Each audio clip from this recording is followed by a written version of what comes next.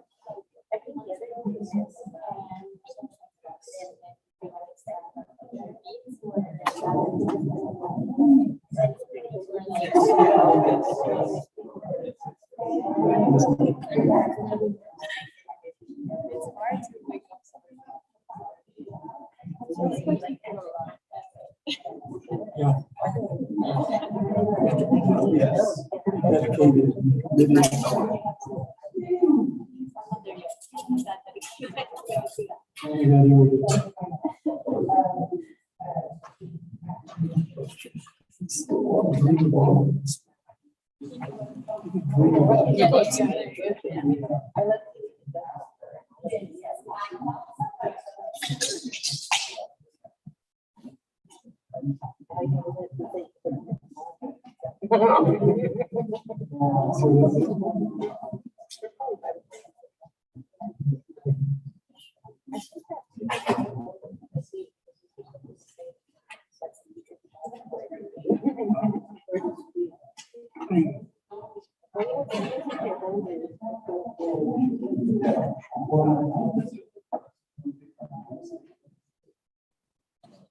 evening, good afternoon.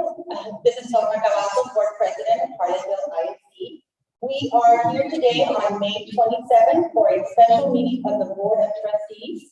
It is now 6:17. My apologies for being 2 minutes late. I do apologize for not starting right on time. I am going to take roll call of my fellow trustees.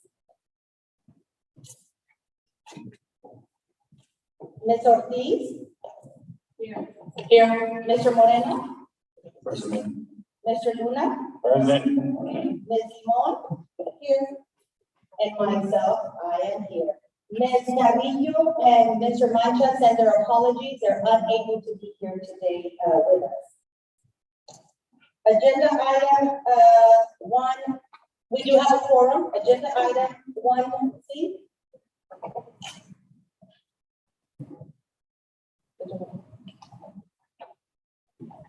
Yes, Madam Chair, tonight we have board of trustees. We have Mr. Richard Hernandez, Assistant Superintendent for Business. Here.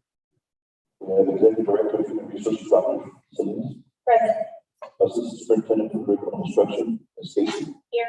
Executive Director of Operations, Mr. Funding. Here. Our Public Information Officer, Mariana Velasquez. Here. Thank you, Mr. Soto. We also have Dr. Judy Castleberry with us this afternoon. Hi, Dr. Castleberry. Agenda item 2, public comment. We do have several community members that have signed up for public comment.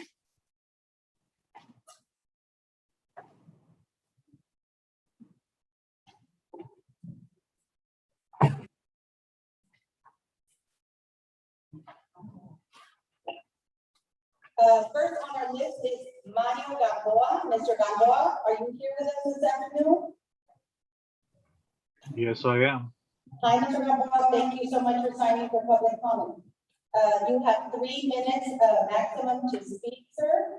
The topics addressed shall be limited to those specifically listed on the board's agenda and or district related. If you give me a second, I will get the timer going. 1 moment, please, Mr. Gamboa.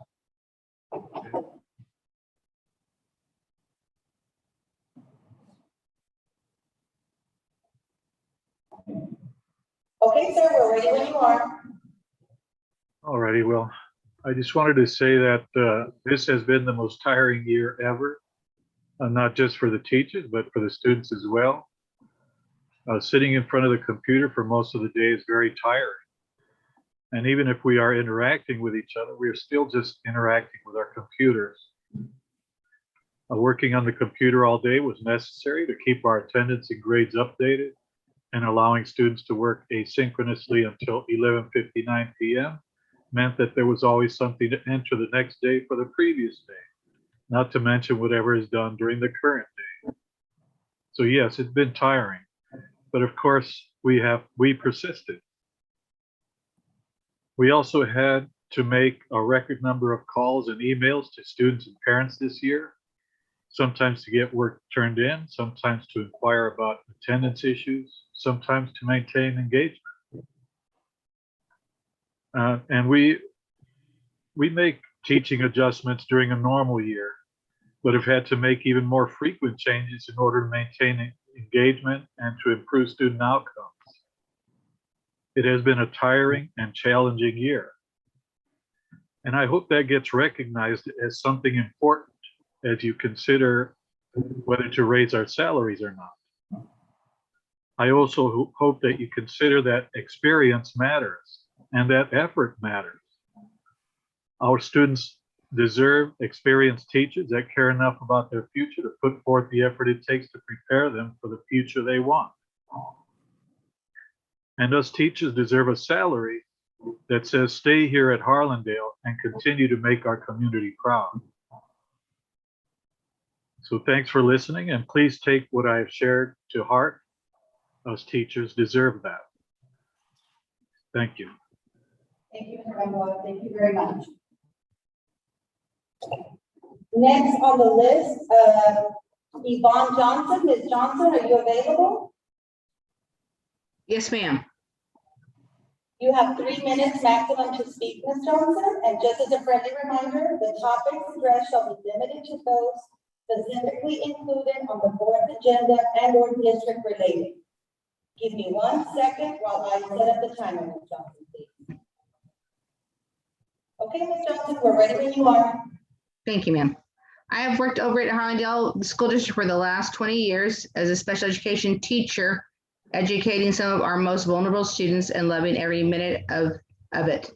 I've come to just answer the question of raises and whether as teachers and staff, whether we're deserving of those raises. The majority of teachers get into education for the love of children, we know, and not for the pay. Therefore, we should know money is not an incentive for coming to work every day. The students are.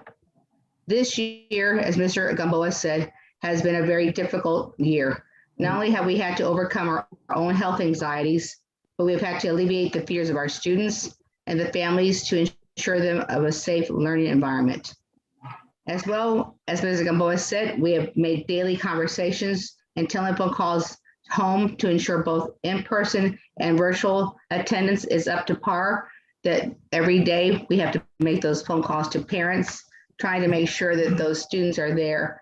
And a lot of times we even go above and beyond, having late night tutoring session with those students because sometimes they're not getting the core subjects, and we go above and beyond, and it has been very tiring.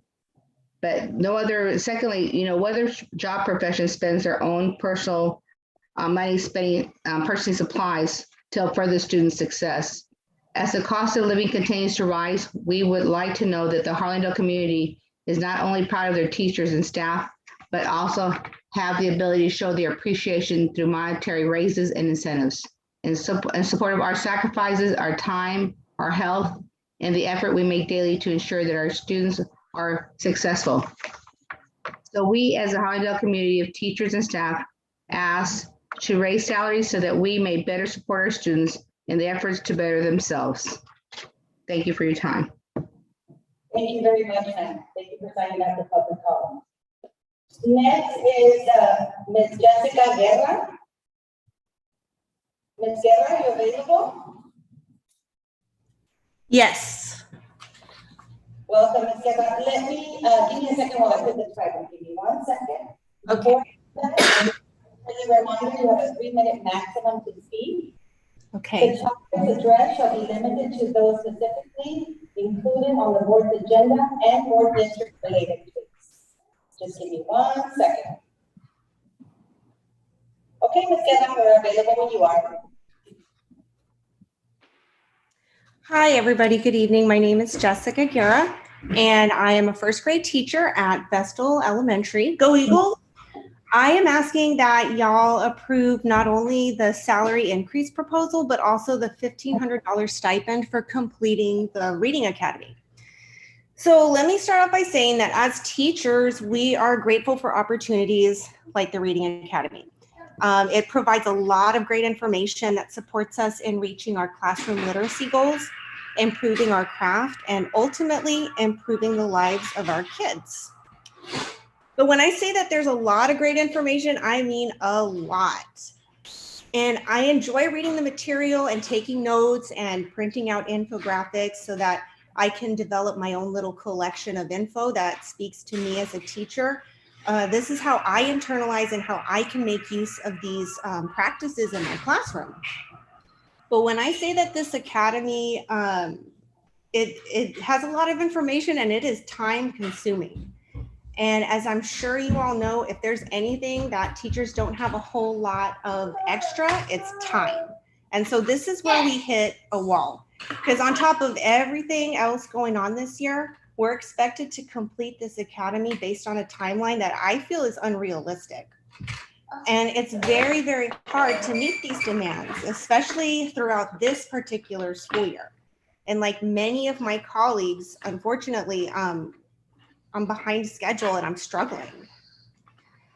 So not only are they expecting us to give even more of our time, they're telling us that if we don't complete it on time, there's going to be some very serious repercussions. For example, a record of my progress going on my file that's tied to my teaching certification, having to start the course completely over because my work won't be saved, and my school having to pay $400 for me to take the course again.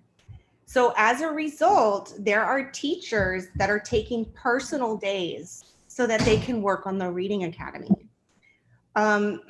We shouldn't have to take personal days to catch up on work stuff. We have lives and we have other things going on in our lives. And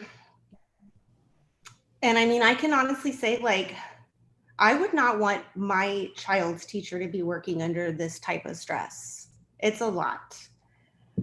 That being said, I am a single mother to a beautiful, brilliant 3-year-old little boy. He is the light of my life. And honestly, I know that I am the light of his. And this program, this timeline for completion, it's taking time away from my boy, and that's not right. This is not a job that we take lightly. And I hope that you guys will agree that we deserve to be compensated for our time. Thank you. Thank you so much. I appreciate you informing us about that. Thank you very much. Next is Ms. Maricruz Martinez. Ms. Martinez, are you available? Yes, I am. You passed the test last time, so you're available now, right? Okay, Ms. Martinez. Friendly reminder, 3 minutes maximum to speak. The topics addressed shall be limited to those specifically included in the board's agenda and or district related. Give me 1 second while I set my timer, Ms. Martinez, please.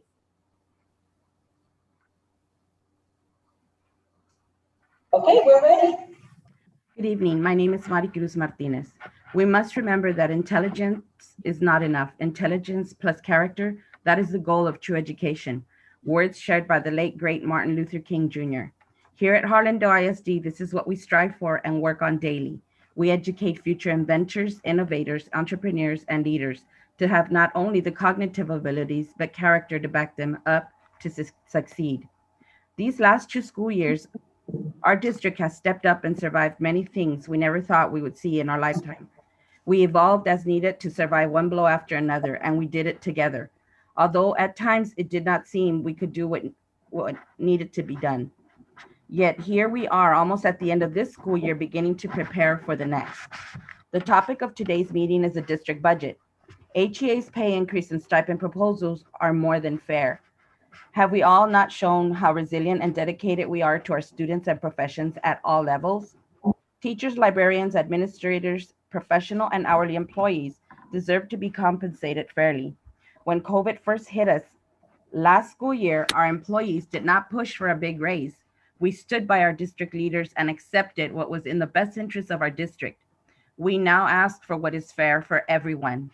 Currently, charters are working hard to take our students, and now they are working to recruit from our hourly to our professional employees by promising better pay. Even neighboring districts are trying to recruit from our employees. We have highly qualified and dedicated employees that are here to stay.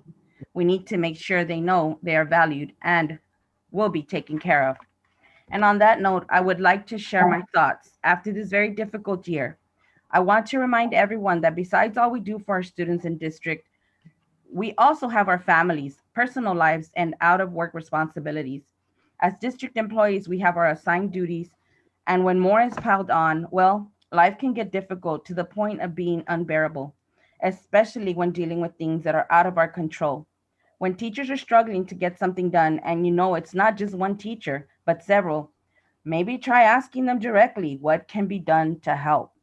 I can tell you for a fact, emailing an entire team and naming where they are lacking or listing repercussions for deadlines not being met will not get things done faster. And it might get employees to the point of being done. Besides, this type of practice is demeaning and disrespectful. And are we not in education where we teach respect and using communication and listening skills to get things done? then why wouldn't that be expected of all employees in education at all levels as well? Please think about what you send out in emails or how you communicate with those teaching in the classrooms. Today, you could be talking to someone who is trying their best not to fall apart. So whatever you do, do it with kindness and respect in your heart for those that are working towards the same goals as you. Thank you for your time. Thank you, Ms. Martinez. Thank you very much. Next on our list is Jessica Baker. Ms. Baker, are you available?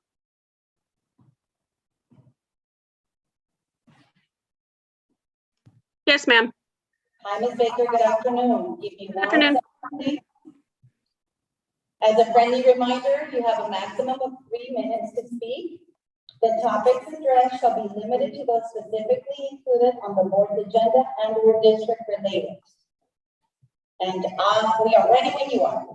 Thank you. My name is Jessica Baker, and I have been at Harlandale ISD for 15 years, and I have been a kindergarten teacher at Bel Air Elementary.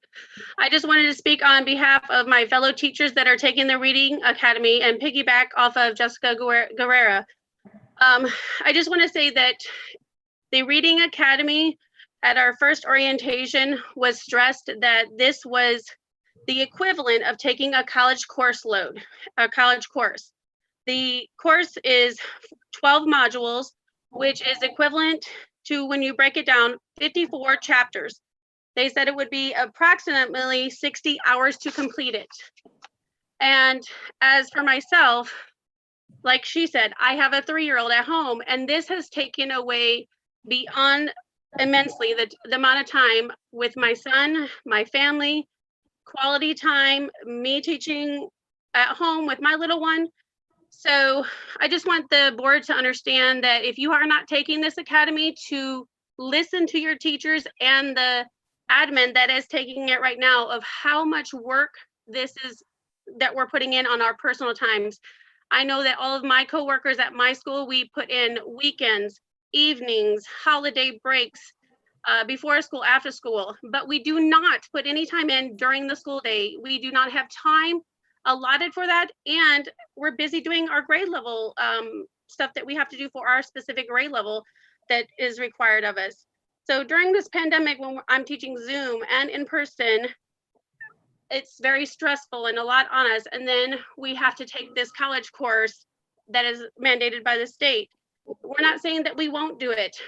It's very time consuming, and we just need the board to appreciate the fact that we are putting that information into use in our classrooms. And I'm already implementing a lot of useful and wonderful tasks that I've learned in this academy, but we just would like to be recognize that with the stipend.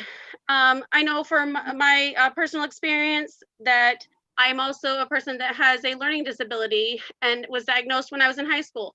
And I'm a slow reader. I have a comprehension disability. And this has taken me a lot longer to complete. I still go through it as much as possible, but my family and my 3-year-old needs to have that quality time with his mother when I get home. And so sometimes I'm up till 12 o'clock at night working on things when I should be resting for the next day. So I just would like the board to recognize the fact that we are putting in a lot of hard work, and then the people that next year that have to do this academy, because it's not just us this year. The teachers in second and third and the principals next year have to do it. So just to recognize the people that are doing it now, people that are going to be doing it. So thank you for your time. I appreciate it. Thank you, Ms. Hernan. Thank you so much.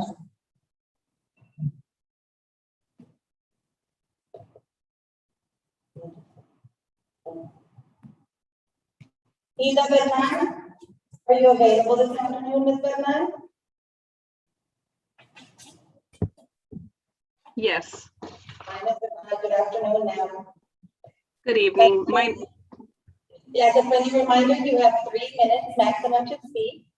The topics addressed shall be limited to those specifically on the board's agenda and or district related. Give me 1 second, please, while I set up your 3-minute timer. Okay, Mr. Nunn, we're ready when you are.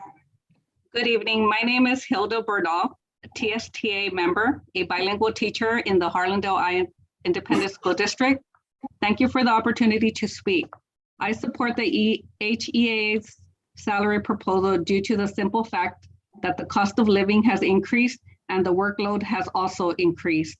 For examples, teachers need monetary compensation upon completion of their Reading Academies training that is mandated by the state. This training is demanding and interferes with my family time and has brought on an additional stress to my life due to the lack of time to complete this. The Reading Academy is a great training and I plan to use the information to enhance my teaching. But the scheduled time frame is not realistic and we should be compensated because we are an investment for the future. We are dedicated educators that deserve a pay increase. I keep putting returning to school to obtain my master's degree on hold due to the great demand of workload that requires me to complete the work after hours. It's just very heartbreaking to see fellow educators that are considering leaving this great profession because of the demand and the lack of pay that is not even considered, is not even equivalent to what other people that do not have degrees are making right now, realistically. And I think we have just been overwhelmed this past year with things that no one was even ever considering would happen. But we stepped up and we have dedicated to our students, to our families. This is not even including the time that we have to do communication with parents and students after hours. So many of us through the whole year have worked so hard and still keep dedicated to this profession that I feel that it's just to the best interest of our district to just consider what we're saying and keep in mind that we are committed to stay here at Harlandale and we have proven our dedication. So I think this is a time that they need to reflect, to hear us and just compensate us for the work that we do diligently every day. Thank you. Thank you so much, Ms. Bernal. Thank you for signing up for public comment. Last but not least, Ms. Susan Salinas. Ms. Salinas, are you available for us? Yes, ma'am. Good afternoon. Give me 1 second. Friendly reminder, you have a 3-minute maximum to speak. The topics addressed shall be limited to those specifically included on the board's agenda and or district related. Give me 1 second, please, Ms. Salinas. Okay, Ms. Salinas, we're ready. Thank you. Good evening, President Cavazos, school board members, Superintendent Soto, and the community. I'm Susan Salinas, Cte staff, speaking tonight regarding the budget. As the district presents their recommendations for salary, HEA would like you to consider a few things. The union has presented our salary request to Superintendent Soto and the school board members. We're asking that a pay increase be awarded to those on the teacher pay scale using a different percentage from the midpoint for the years of experience.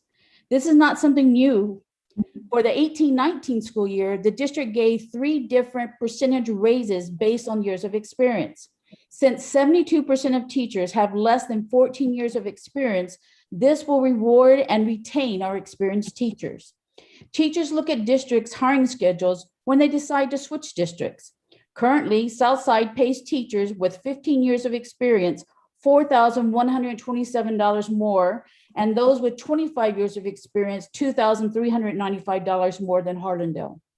If 3 Southside districts, Southside, Southwest, and South San, pay more than Harlandale, this makes it harder for Harlandale to recruit and retain the best and the brightest.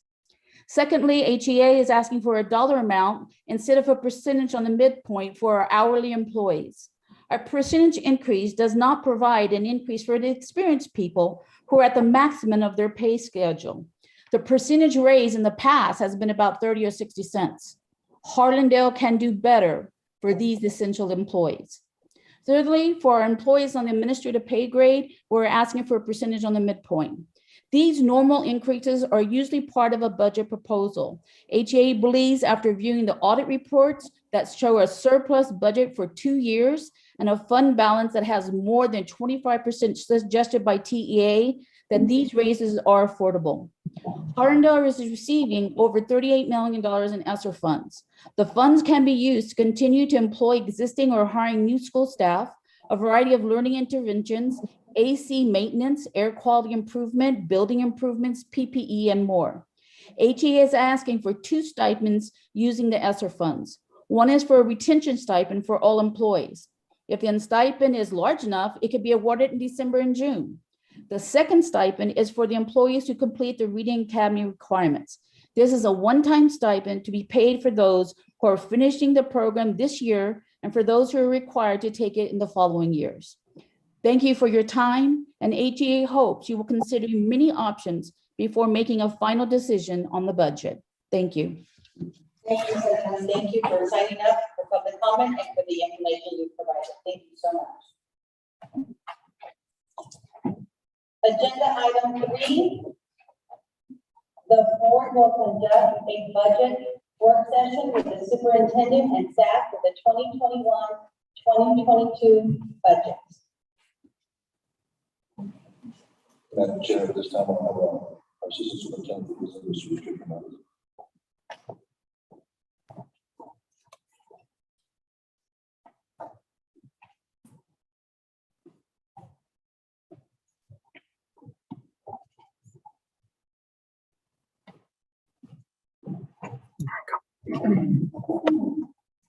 Thank you, Mr. Soto. Madam Chair, members of the board, tonight we're discussing the budget presented for the 21-22 fiscal year or school calendar year.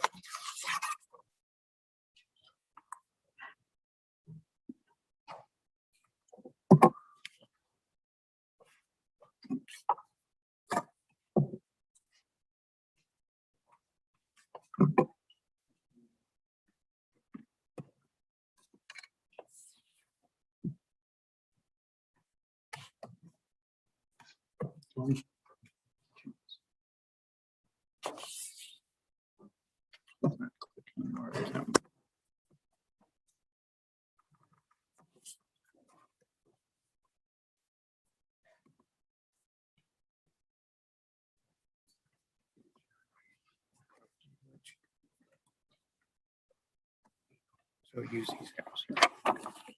Work here. There you go. Okay, thank you. Thank you. Sorry for the technical difficulties, but we're ready to get started. Tonight's budget work session we'll be covering the fund balance, student attendance trend, state and federal revenues, budget items, and budget summary and the tax rate. As we do each year, we present to the board a bar graph to where we're at with mainly our ADA.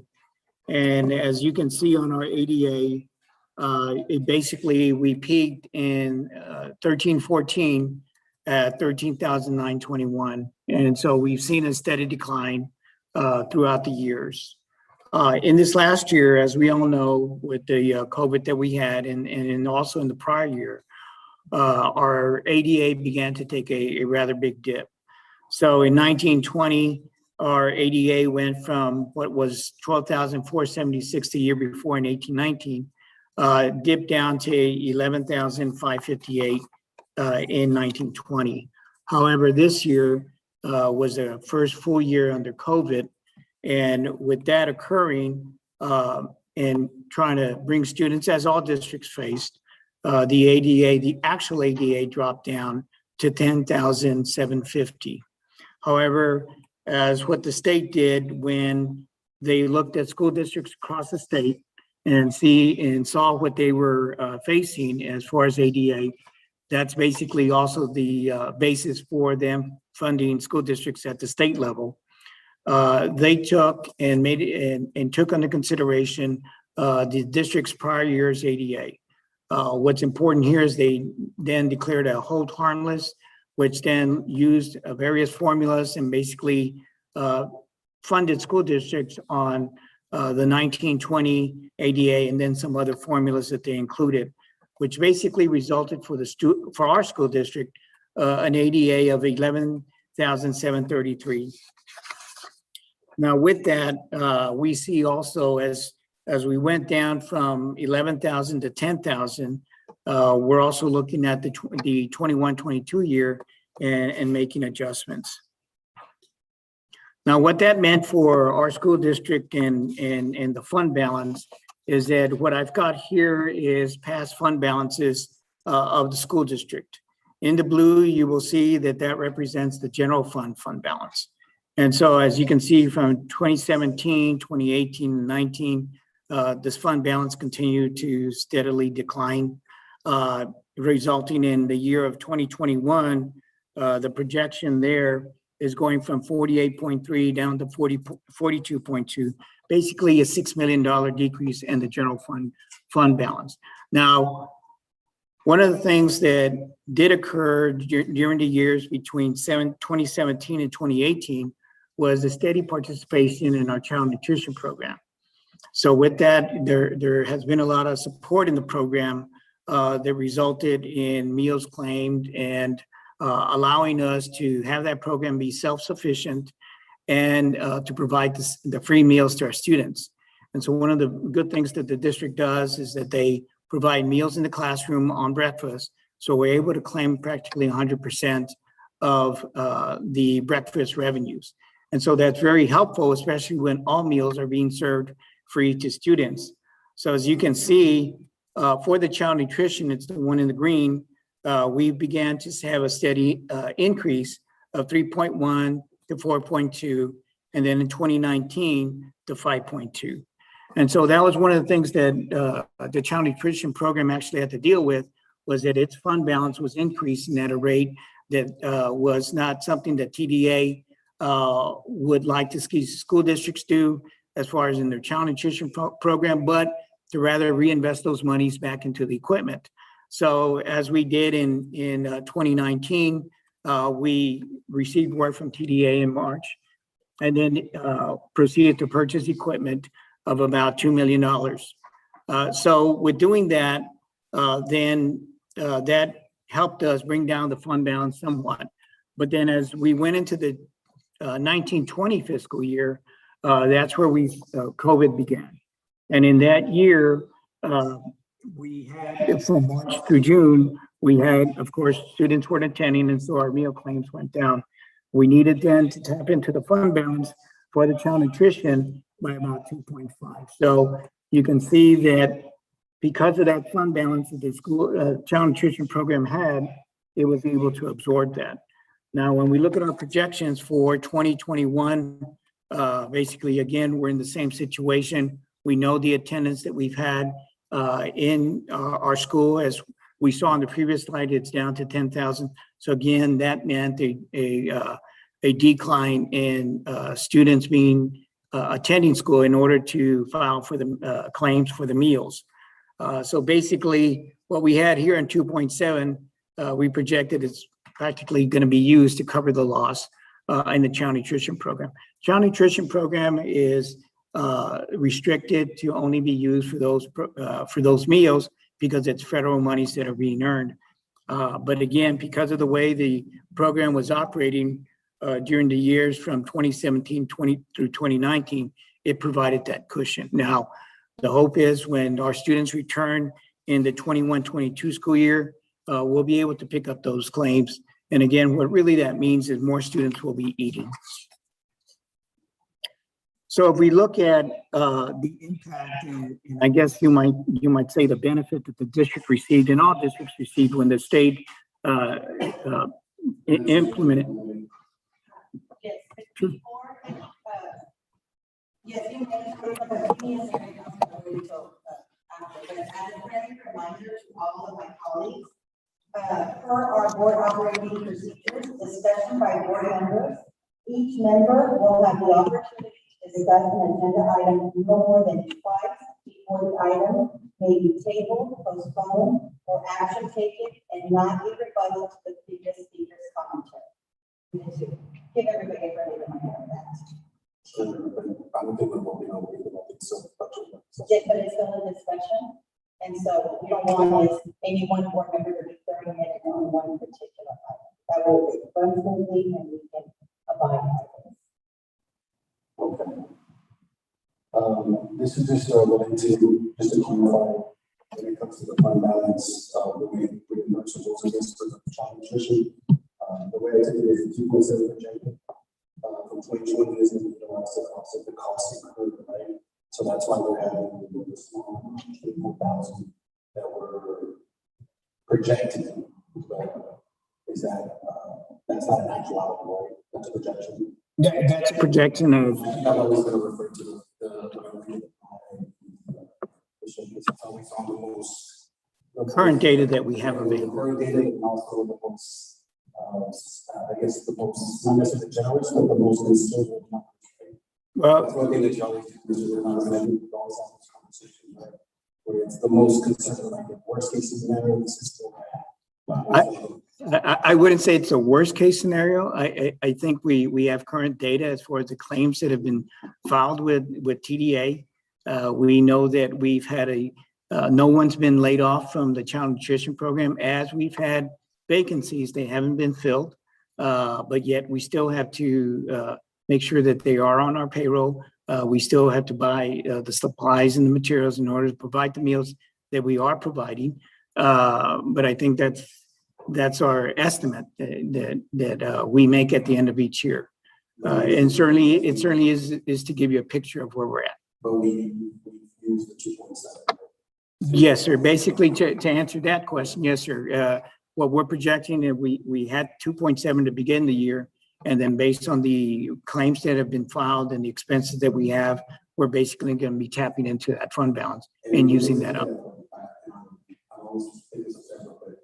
What is it that these numbers or that the child nutrition reimbursements come back when we get that type of funding back into our actual fund balance? Is that usually September or is that a different time? No, so what happens with the child nutrition program is that we get paid as we submit claims each month. Okay. So in this case, the telling of whether we get money back into the fund balance is going to happen at the end of next year. Now, one of the things that I know that we always discuss is that we go through our audit after our fiscal year ends in June 30th. That's why we're doing the budget right now. The audit is finalized basically by the end of October, and it's presented to the board in November. And then that's a time when we look at, okay, this is our true fund balance, both for child nutrition and for the general fund. And then that's where things are really evaluated as far as whether monies are going to be available or not available for added stipends for the staff. Yes, sir. So as we look at the what possibly could have happened in the year 2021, again, the state held harmless school district, and for Harlan, it's 11,733. And if it had followed the formula that's in place right now, the projected revenues would have been 91 million. So basically a $14 million difference. But again, the state funded us on the 11,733. Now, when we look at funding for 21-22, we haven't heard whether the state's going to continue that. I know that all efforts are being made to have students return to the classroom. And so again, we have to base our budget based on our ADA. Now, what we are doing is taking more of a active projection and using what we had last year of the 88 at 11,733 again to build our budget. Now, one of those things is that it'll be monitored throughout the year, and hopefully the amount will increase, then the budget will be adjusted. But if our ADA stays at a low level, then we'll need to return back and make amendments to it. One of the other items that I know that has been communicated and expressed out in public and across the state is the federal funding, along with other stimulus support that is out there besides school districts. One of the key ones that have come out recently is Sr3. Now, the Sr3 funding is to provide districts the short-term relief from the effects of COVID-19. The program it's not an ongoing program. It will end in basically 3 years. It runs from, they say, March of 2020, which means you could apply for pre-award costs, any costs incurred before that your grant starts, but basically it ends in September of 2024. So that's 3 budget years of this coming year in 2023 and in 2024. So one of the things that are important to the federal government and the state and school districts is making sure that these funds will be used to benefit all students and based on their local needs. Now, some key particular, and the amount, the grant amount, as what was mentioned earlier, is 38.7 million that's granted over these 3 years. The key particulars in this ESSER funding is one of the things that the state has told school districts is that if you have ongoing expenses paid with your local and state funds, they can be what they call supplanted. So those items are currently budgeted in your budget and they meet the criteria and the purpose for ESSER 3, then basically those funds can be transferred over to ESSER 3 and supported in that way. That then relieves the pressure on the general fund and allows you to, or allows the district to save those funds so that way you can sustain the program and that you're implementing under ESSER beyond the 3 years. That was one of the things that TEA said was make sure that you know that it's going to end in 3 years. How do you continue the initiatives that you're putting in place to help students meet that need?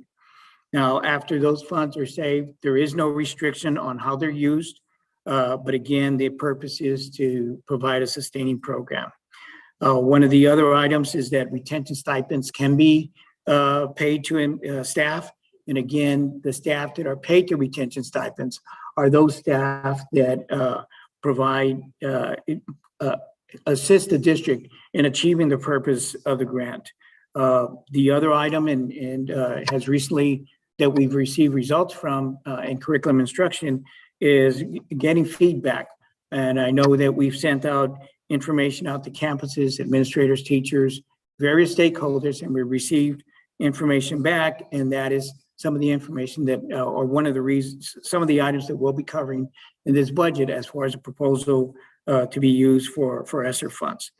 Now, the timeline for that is to submit the grant is in July 27, 2021.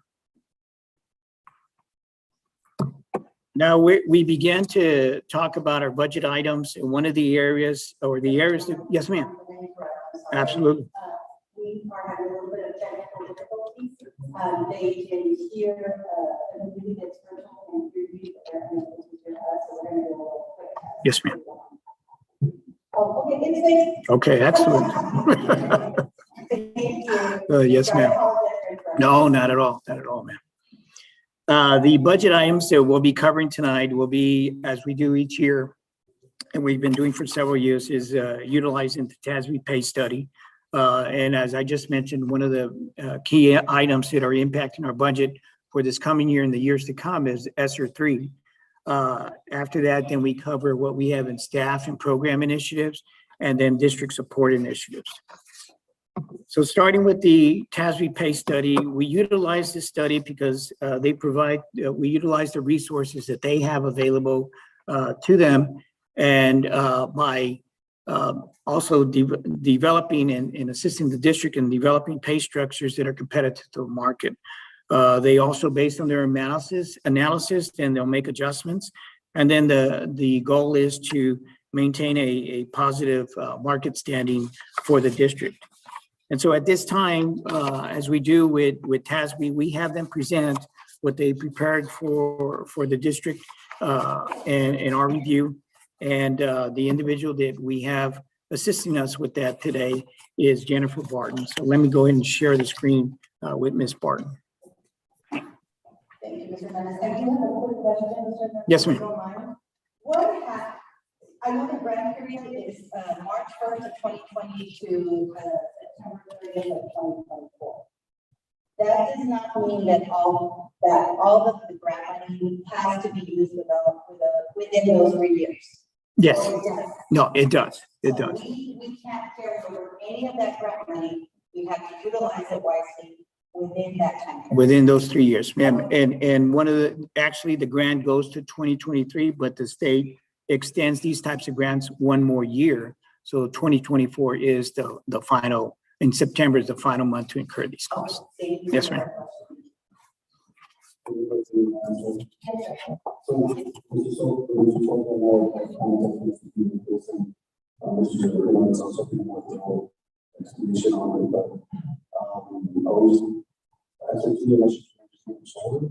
Together,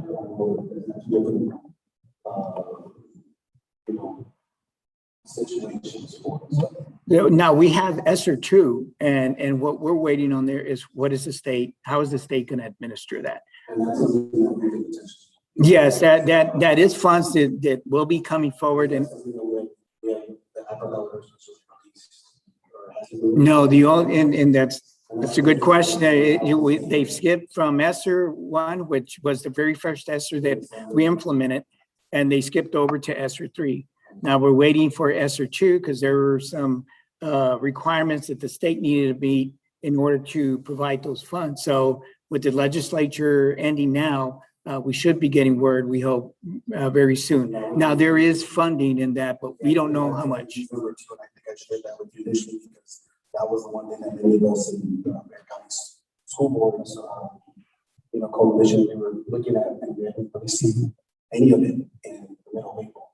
And that was knowledge to us. And now we're still utilizing and forecasting with ESSER 3 when potentially we have a much larger, I guess you could say, windfall in terms of utilizing stuff to support our staff and support our students. Certainly. So I think that's something we had to consider as well when we're looking at these numbers, because it's definitely not on our House and our Senate that have been saying that we as staff, as schools are not able to decide on how to utilize it correctly, but we know that's far from the truth. And you're exactly right. When we look at the budget as it is right now, what we're dealing with is what do we know now? And that's what we've got in ESSER 3. We've got 38.7.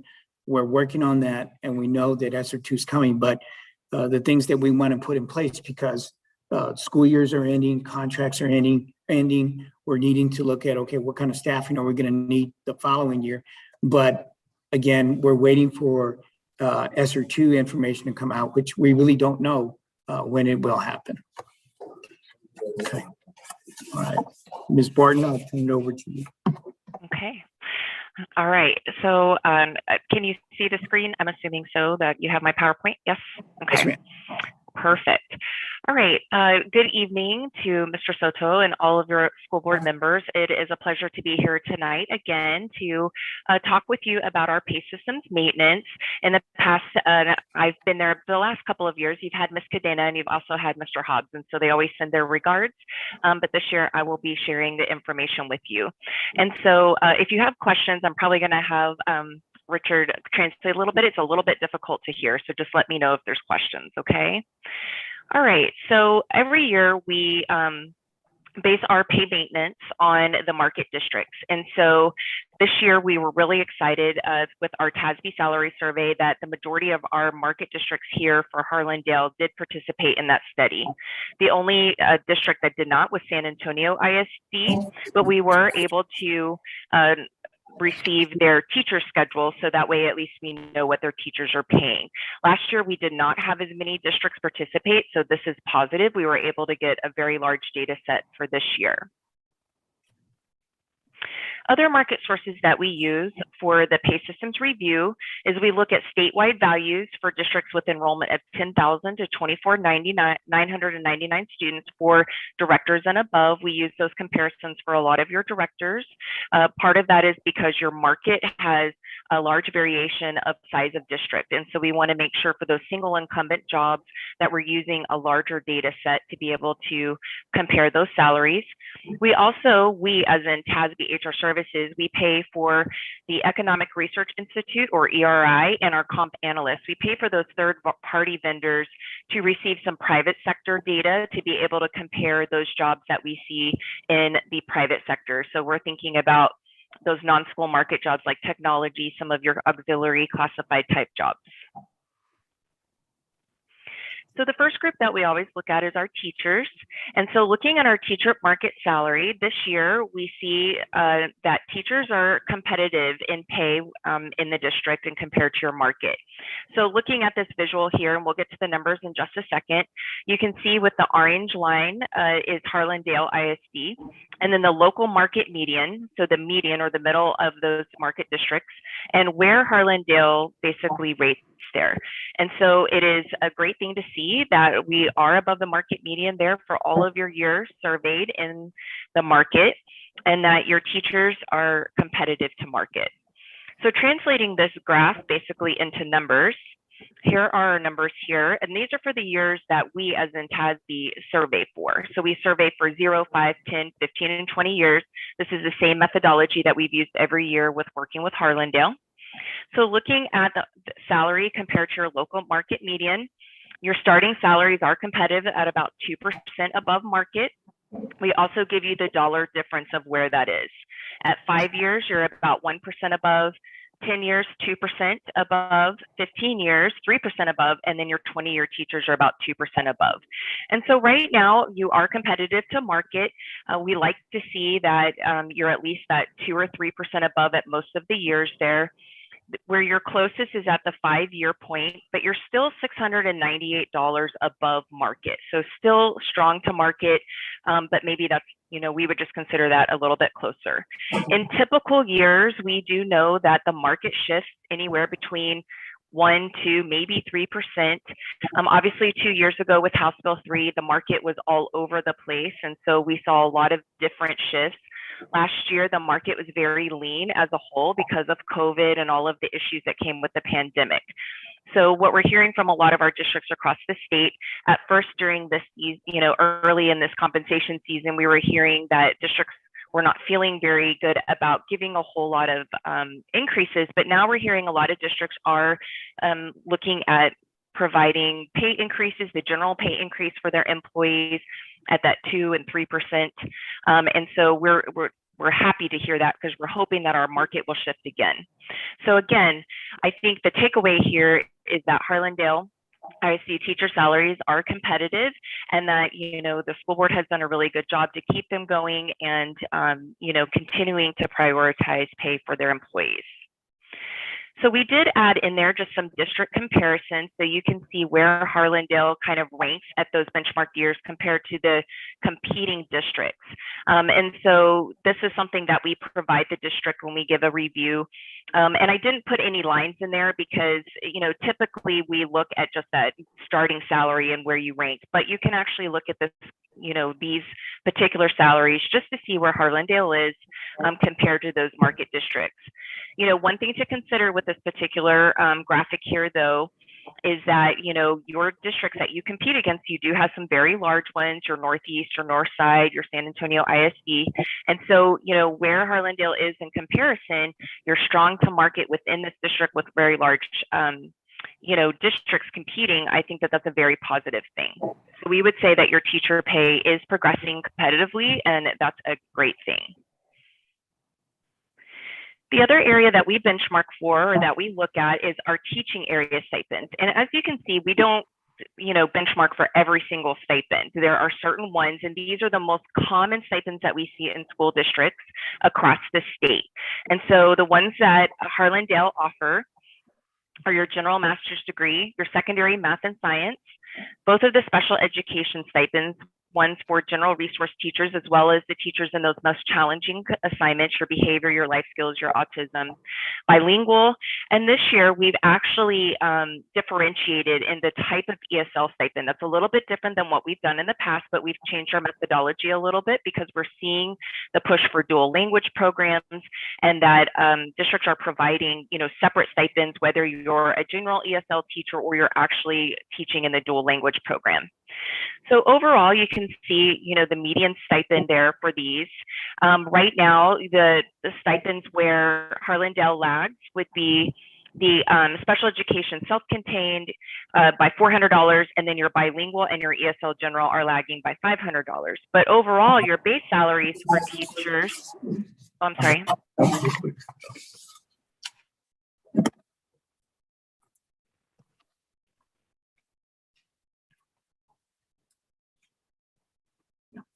Keep going or restart? Yeah. No, go ahead and continue. Okay.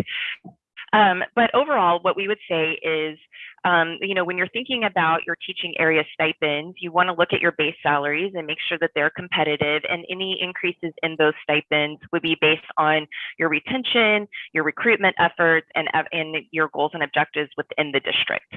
And so, right, for these particular stipends, we would say that, we would definitely continue these stipends and address any stipends here if needed, in the future. So the next market that we look at is we look at your administrators within your district, and we actually break our market for our exempt and our non-exempt group down into groups. And so for your administrators, we're looking at the 4 groups that we've looked in the past years. We have central administration, campus administration, your professional, and your technology. So when we're looking at these particular groups, we are looking at the employee pay to market as well as the pay grade midpoint to market. So we're looking at what does the individual employee pay look like compared to the actual pay structure. And so overall, your groups are competitive to market. The one that is least competitive is your technology group, but there could be reasons as to why maybe those jobs are not as competitive. We do know that technology jobs are pretty volatile, but they also don't necessarily mirror what you see in the private sector. So, having a technology in a school district tends to be you tend to have good benefits for that. You're working a school schedule instead of maybe 24/7 and so on and so forth. And so there could be lots of reasons why some of those jobs maybe lag the market. Central administration overall is 7% below market. We compare the directors and above, as I said, to statewide market. We do have a few local market comparisons in there for like your director of athletics and a few of those other jobs. But your pay range midpoints are strong at 99% of market. Your campus administrators, we are comparing your assistant principals and your principals. Overall, they're about 3% below market, but their pay ranges are strong at 3% above. Your professional employees are pretty much anybody else that's in that exempt. Your special education related services, you might have some of your business or HR jobs that are your professional jobs that are included in there. But overall, your professionals are about 1% above market, with pay range midpoints at about 4% above. And then, as I said, your technology is paid least competitive to market at 11% below market, but their pay grade midpoints are strong. And so for your technology, you may just need to move those employees into the range a little bit more. Looking at your non-exempt market, this would be your hourly group. And so we're, again, looking at different groups when we're comparing the market here. So we're looking at our clerical, instructional support, and then our classified employees. Overall, your hourly employees, their pay is strong to market as well as their pay grades. And the other factor that we look at with our non-exempt are our starting rates or our rate minimums. We want to make sure that we are focusing on those starting rates and making sure that we're attracting the right employees to Harlandale ISD, and then that we're able to keep them. And we know, just like our other groups, our professionals and our teachers are important, our hourly employees are so important also. And so looking at our clerical support, employee pay is 97% to market, and their pay ranges are about 3% above market, and the starting rates are about 2% below. But overall, we are around those target rates. For your instructional support, we're thinking about your classroom aides, your special education aides, anyone that are, your support that are working with students in the classroom. The employee pay is about 1% above market. The pay grade midpoint's about 8% above market, and then the pay rate minimums or your starting rates, bringing them into the district are about 2% above market. So very strong for that group. And then your classified, these are, more of your auxiliary jobs, so your manual trades, your custodians, cafeteria workers, bus drivers. So again, strong to market at about only 2% below market. Pay range midpoints are strong, and then your starting rates are even with market. So overall, your employees that are your hourly workers are also have strong pay and are moving closer to those targeted salaries at midpoint. So our recommendations are very similar to what we've provided in the past. This year, we have been asked to provide a 2% and a 3% model. And so we would recommend that for all groups in your district, that you adopt a general pay increase to maintain market competitiveness. The 2% would be, or for both 2 and 3%. So basically for teachers, for all continuing teachers, they would receive that percentage calculated off the market median salary. And then for all of your other pay groups, they would receive the GPI calculated as a percentage of the employee's pay grade midpoint. This is our recommended practice, and this is our practice that we've provided every year for Harlandale based on our information.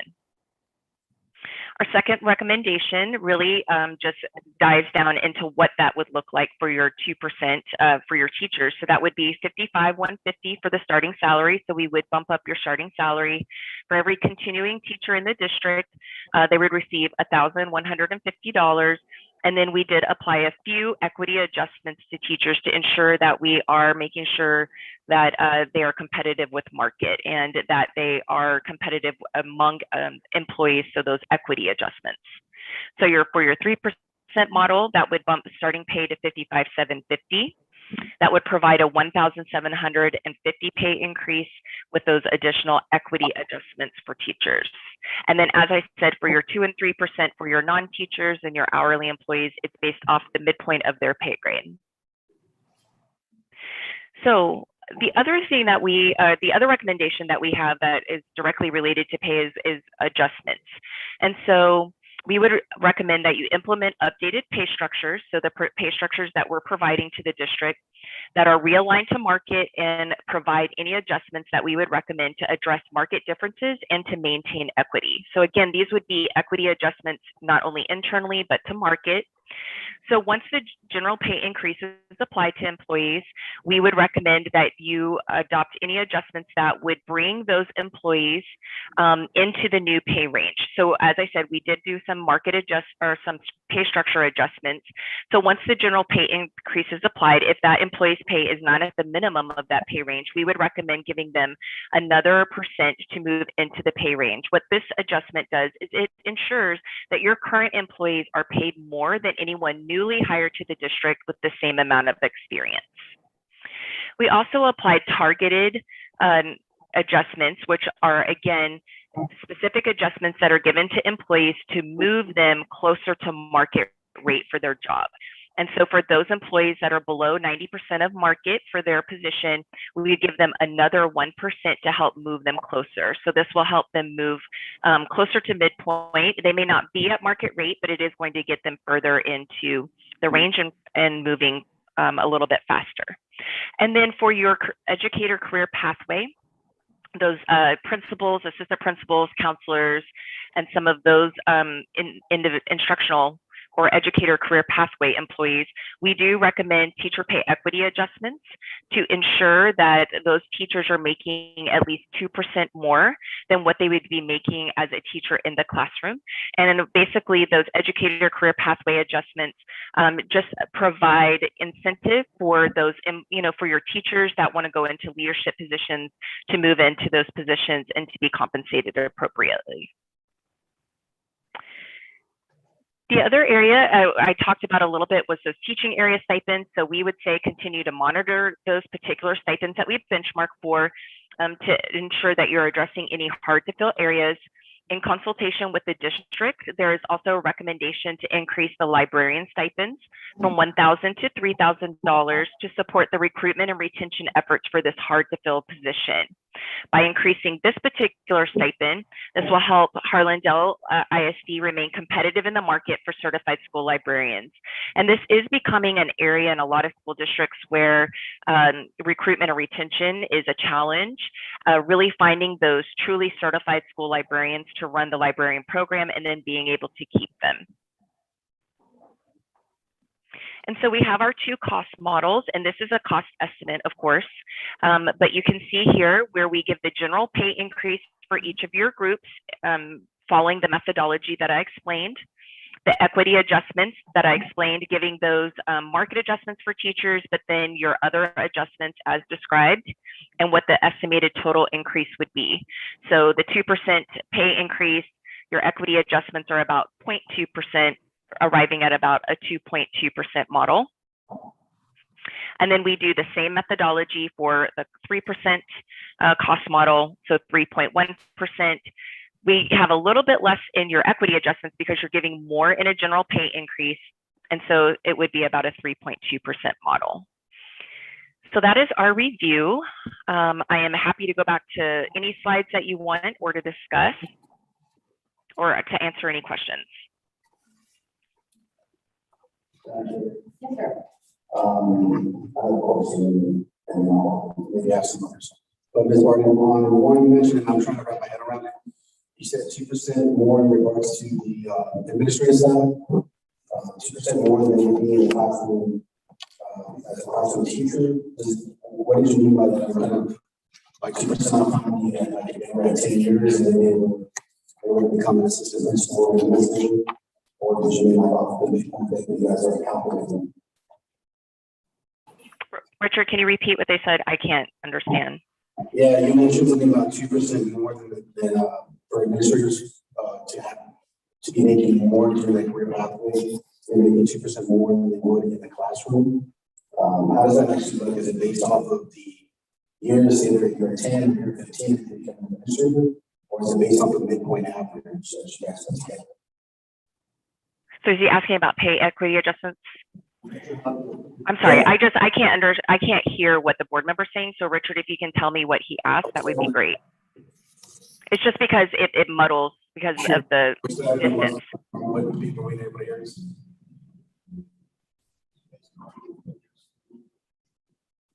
Without being able to hear us clearly, or?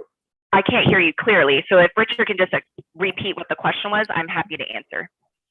What the question is, as I understand it, is you're looking at the administrators receiving an adjustment of 2% from what the teacher's salary is or the teacher's pay is. Oh, okay. So for the teacher pay equity adjustment. Basically, how do you come up to differentiating the administrator salaries from teacher salaries? So explaining that. Oh, okay. So yes, so we look at teacher pay equity adjustments. So we're looking at those administrators that we would, I guess, quote unquote, compare to teachers. They're coming out of the classroom. So when you think about counselors, you think about assistant principals, your principals. And so all we're doing is we're ensuring that their salaries with the same amount of experience or same years of experience are essentially 2% above what they would be making as a teacher in the classroom. And so, you know, we want to ensure, for example, an assistant principal, that they're making at least a little bit more than the teacher that they are supervising. And so we make those checks and we make those adjustments to ensure that they are making at least a little bit more pay than teachers with the same years of experience in the classroom. I think that was the question. That was a question, correct? Yeah, because I mean, I kind of fall into that category more as a young administrator, technically, since I have 10 years in the classroom and then coming in as an administrator.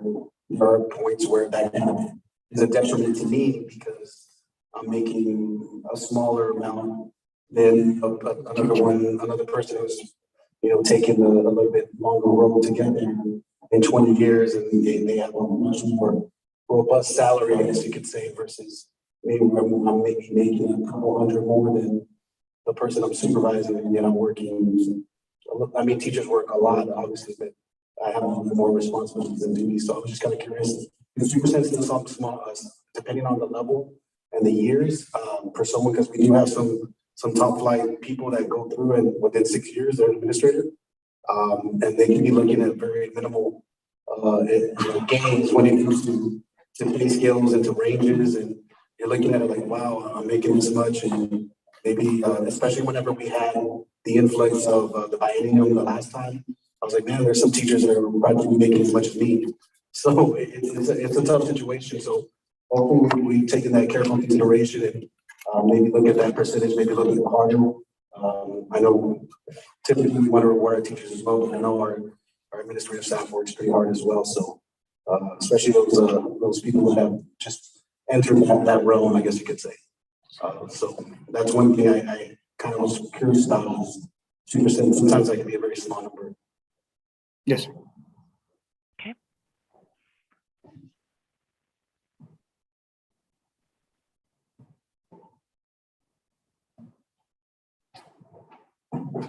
Any other? The other thing too I had was, I know some of these, like for example, Johnson, I know they had a big hoopla about them receiving budget or increasing their salaries a couple, like maybe 5-6 weeks ago. And I don't think that's been included here to reflect the numbers. I did look through some of them and most of them do reflect that. But is that something we have to take into consideration? Because ideally, theoretically, we're looking at a situation where we're looking at numbers that will potentially change in the next 4 to 5 weeks, correct? The salary survey numbers are based on the 2021 2021 survey. survey.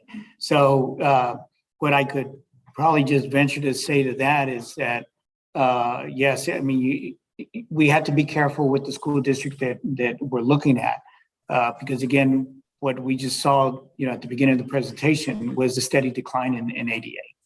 When you look at Judson, we have to look at, what is their ADA? Is it holding steady? Is it increasing or is it decreasing? And does it decrease as much as ours? Because then that's going to generate the state funding. That may be what gives them that flexibility to venture out higher on their pay salary. So again, we're looking at what we've got right now. But as we just said earlier, we've got these ESSER funds that we might be able to tap into. The latest that we've heard is that all 3 ESSERs are basically the rules and regulations apply to all 3 of them, the allowable cost. So if we're looking at some planning cost in ESSER 3 that's allowable, it's going to be allowable in ESSER 2. So we just have to monitor the situation. Now, like I said, if Judson's able to venture out to that type of increase, then it'd be interesting, okay, how is their ADA? Is that what's supporting them to make that projection and provide that type of increase? We'll look at all of them, sir. I have a question. Yes. Is there any way that we can be provided with a graph or information on the ADA of other districts in your county? Most certainly, yes, ma'am. Yeah, I'll certainly work on that and get that to the board at the beginning of next week. Whether it's an increase or decrease, comparison. Yes, ma'am. Absolutely. Thank you very much.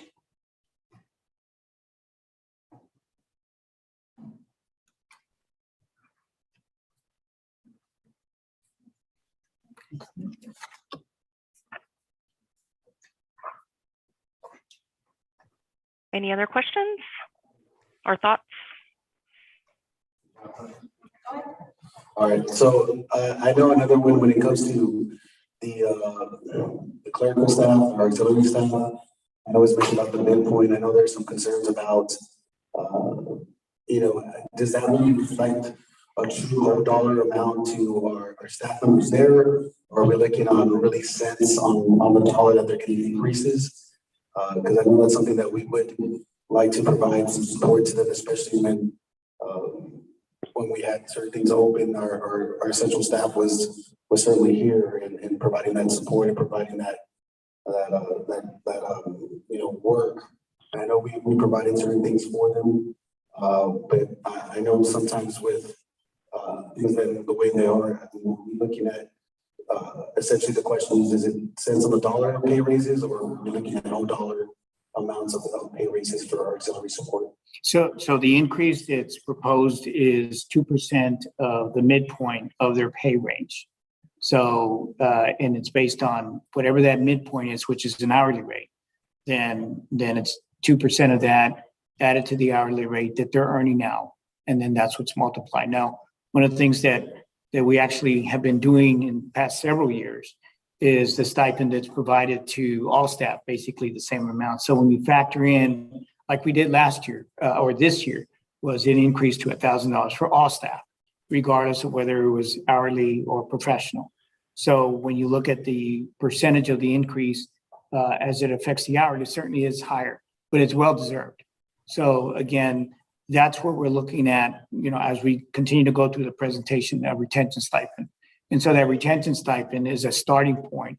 And as we get more information regarding ESSER, regarding how we end the fiscal year, just like we did this past year, we reevaluated, we worked with the attorney on how that stipend could possibly increase if our situation increases. Now, again, the other thing that we have to keep in mind is that as we saw our ADA take a drastic drop, we're going to look at that again in October when we do our snapshot and see, okay, are we back on the rise again? If we are, or if we're not, then what are we going to do to pick it up? Because that is what drives our funding. And so, again, I guess basically go back to your question. It's the percentage based on the midpoint times that midpoint hourly rate, and then that amount is what's added to their hourly rate. But we do adjust the midpoints to market every year. That's part of what we do for the district. And we also really pushed to get starting rates very competitive this year too. We really took that into mind and really working on that and trying to, I mean, it's not perfect yet, but really making that a very intentional strategy. We're hearing that from a lot of our districts. And so I went ahead and I made some of those adjustments for your hourly also. So really trying to prioritize there, making sure that they're competitive with market, if not, you know, leading the market a little bit with their midpoints, but also improving their starting rates. Our 80 that we calculated, was that based off our snapshot or is it based off of what we're at now? No, it's based on the hold harmless amount that we had for the 2021 year at 11,733. But as I showed, our actual ADA, the worst case scenario is a 10,750 is what we're projecting.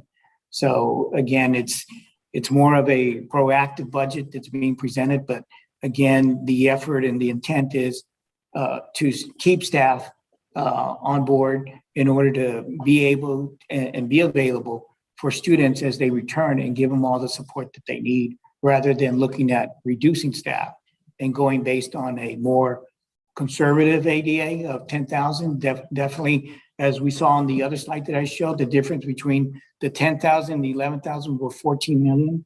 That's a big reduction in support that we would have to take into account of providing to the students. I have a question. Yes. Will all of our staff be receiving increases? I was told that if there are employees on the high end of the pay scale, that they don't necessarily see a pay increase. In the past, what's been provided to them is a fixed increase since they're above the scale amount. In order not to have them go further out than what the other staff is in that pay grade, then in the past, we've given them like a $500 annual amount. And certainly that can be looked at again if, as we— Did you say $500 annual? Yes, ma'am. Amount?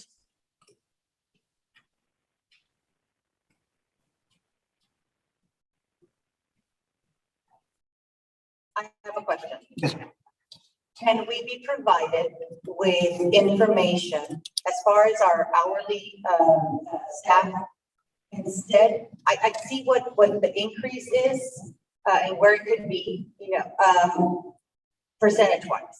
But can we be provided with information as to what it could be if they were to be given a $1 raise or a $1.50 raise? We can certainly generate the information for that. Thank you so much. Or as what somebody on the outside said, is the Harlandale School District going to be paying at or above Bill Miller barbecue employees? Their starting pay is $12. And I mean, it's a legitimate question on whether or not the school district is going to be matching or starting at Bill Miller barbecue rate. I don't know if that's true or not, but that's something that I would like to know, is if we are going to start, I mean, are we going to at least start our employees at $12 an hour? So that would be something that you would have to look at the hourly. So in this proposal here, what's being adjusted. Which proposal? Model 1 or Model 2? Model 1, which is the 2%.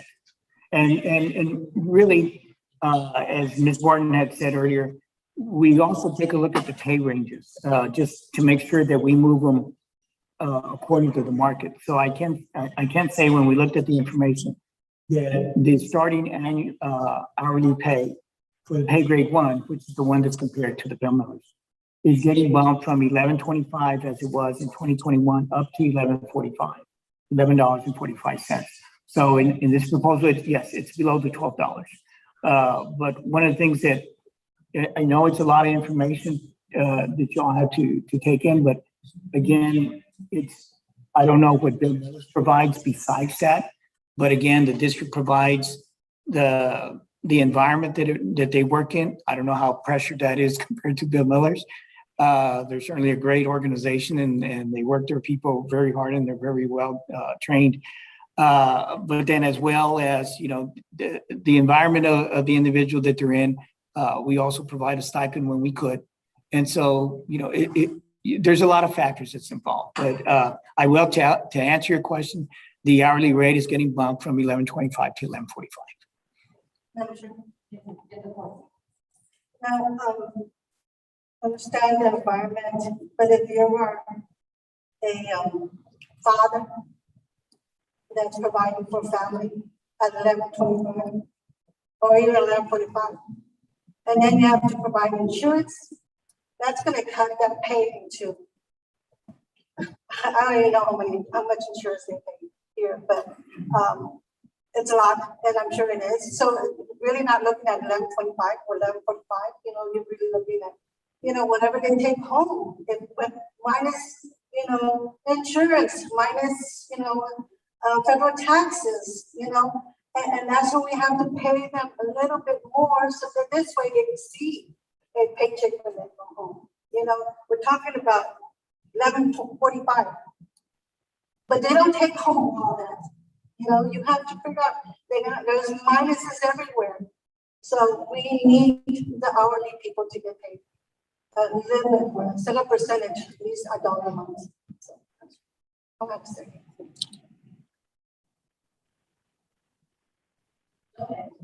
Yeah, and I have one, and I definitely echo what the ladies are saying in terms of that. That's kind of what I was trying to get to in terms of the cents on the dollar amount. But the other thing too, I know you guys, Mr. Hernandez, you always do a great job in providing, whatever information we request, and you do so in a very timely fashion, and you do so in a way that makes it easier for us to understand. The request perhaps I would suggest maybe that could help us is, I know you guys have done information where you show us like the number of employees, especially when it comes to certified personnel, how much, where they're at, the number of years, and how it would look with the suggestions that you guys are making, the recommendations, so that way we can see it, kind of in this talking it out. Because I know sometimes we still have numbers pretty funky where we have maybe 2 5-year staff members that one's a little bit more has a little higher amount for some reason. I know that's the idea of the equity adjustments, but I know it's not kind of a bulletproof system, so to say, or so to speak. But just trying to figure out, where it really is, if you can. But you know what I'm referring to? Is it the teacher's pay scale? Yeah, the teacher's pay Okay, scale. that's the number of staff that are there, and at the years. I think you've done that numerous times for us, and it's kind of been a good way of showcasing and demonstrating the specifics. And you guys, you've done it at different rates and different numbers based off of our suggestions or your recommendations, and I think that's always a useful resource. Certainly get that information. That helps a lot in comparing and looking at the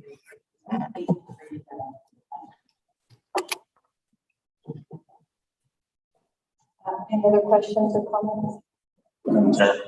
Yes. I've been at this I just retired, 32 years, been in the district. My mom was a cafeteria worker for 20 years. And so we need to really increase the salaries and pay for our employees somehow. We have this money now. Well, I'm new to this position, but I see that our employees don't like the midpoint. They don't, they tell me, they told me before, because they don't see value in the raises. the guy under them is $1.50 increase and he gets $1.25. That'll make sense to them. And then see value. That's what I want to say about the midpoint is that just give them all 2% or all 2.5% or something, because that makes them feel valued and worth the job they're doing. That's one thing I want to say about the midpoint. That's what I don't understand Tasby's philosophy about the midpoint. To me, it's always been saving money. Well, I know with ESSER and all this other funds coming in, we have funds coming in. I know we have to have a budget, we have to have a savings, but we have to find somehow, especially now, like I said, those bill miller signs $12 an hour. Wow, man, I was making $12 an hour back then when I was a teenager. That'd be amazing, but it's just we have to find a way to fund this salaries and to treat our employees the fair way we did things to be perceived to be fair, to be treated fairly. Because I know they work a lot. They work. And so I just went to the board. Thank you.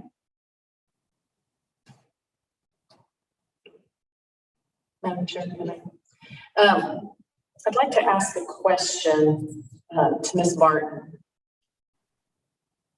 The cost model 1 and cost model, the model 2, 2% and 3%, is that just a number out of the air? Like if we were to ask for a model 3 with a 4%,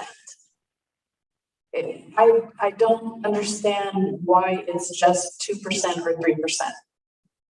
We provided, we asked them to provide us scenarios, and we gave them the 2 scenarios of 2 and 3%. Now, when you look at the 2 or 3%, there's $1 million difference. So just to estimate, you can use that as a basis that if you go up 4%, then you're going up another million. So the difference between 2.3 million up to 4%, basically you could say it's going to be an extra $2 million more. Just as when you look at the model 2%, 4%, additional 2 million. Exactly, because if you look at the 2% as it is right now, and you look at the 3%, it's basically $1 million difference. It's 2.3 and 3.3 on the difference. So that's $1 million. So if you go up to 4%, you're looking at, just to estimate it without having them run the numbers, it would be an extra 2 million. I'm sorry. One other question. These would not come out of the general fund, they would be coming out of ESSER 1, 2, or 3? No, these would be coming out of the general fund. The ones that would come out of the ESSER 3 is whichever staff that we looked at and moved over to the ESSER that's currently being funded in the local funds. And so when that determination is made, then we can look at, okay, what monies aren't being used in the general fund, and either decide to roll that into other increases, or as the state said, that's part of the savings that you're looking at. So that way, after the 2024 year, you can continue to sustain your programs, because now those savings are what's going to carry you, because the grant ends on 2024. And so you're going to need funds to continue with the programs that you have in place if you choose to.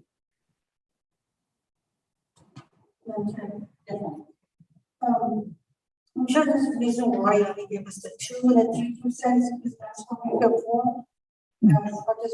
Yes, ma'am. So is there anything that we could do, like, is there going to be a big difference if we do a 2.5 or 3.5, or would that be a big difference, or maybe a little bit? If you go half?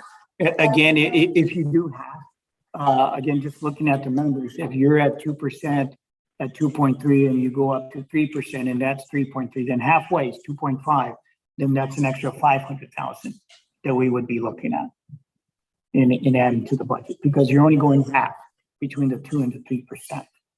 So it's basically an extra 500,000.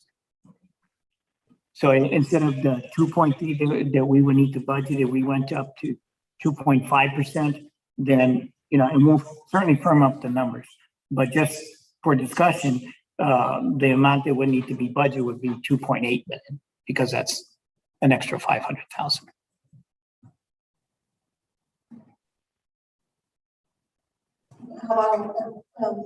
So you say that 4% would be An extra 2 million. 2 million.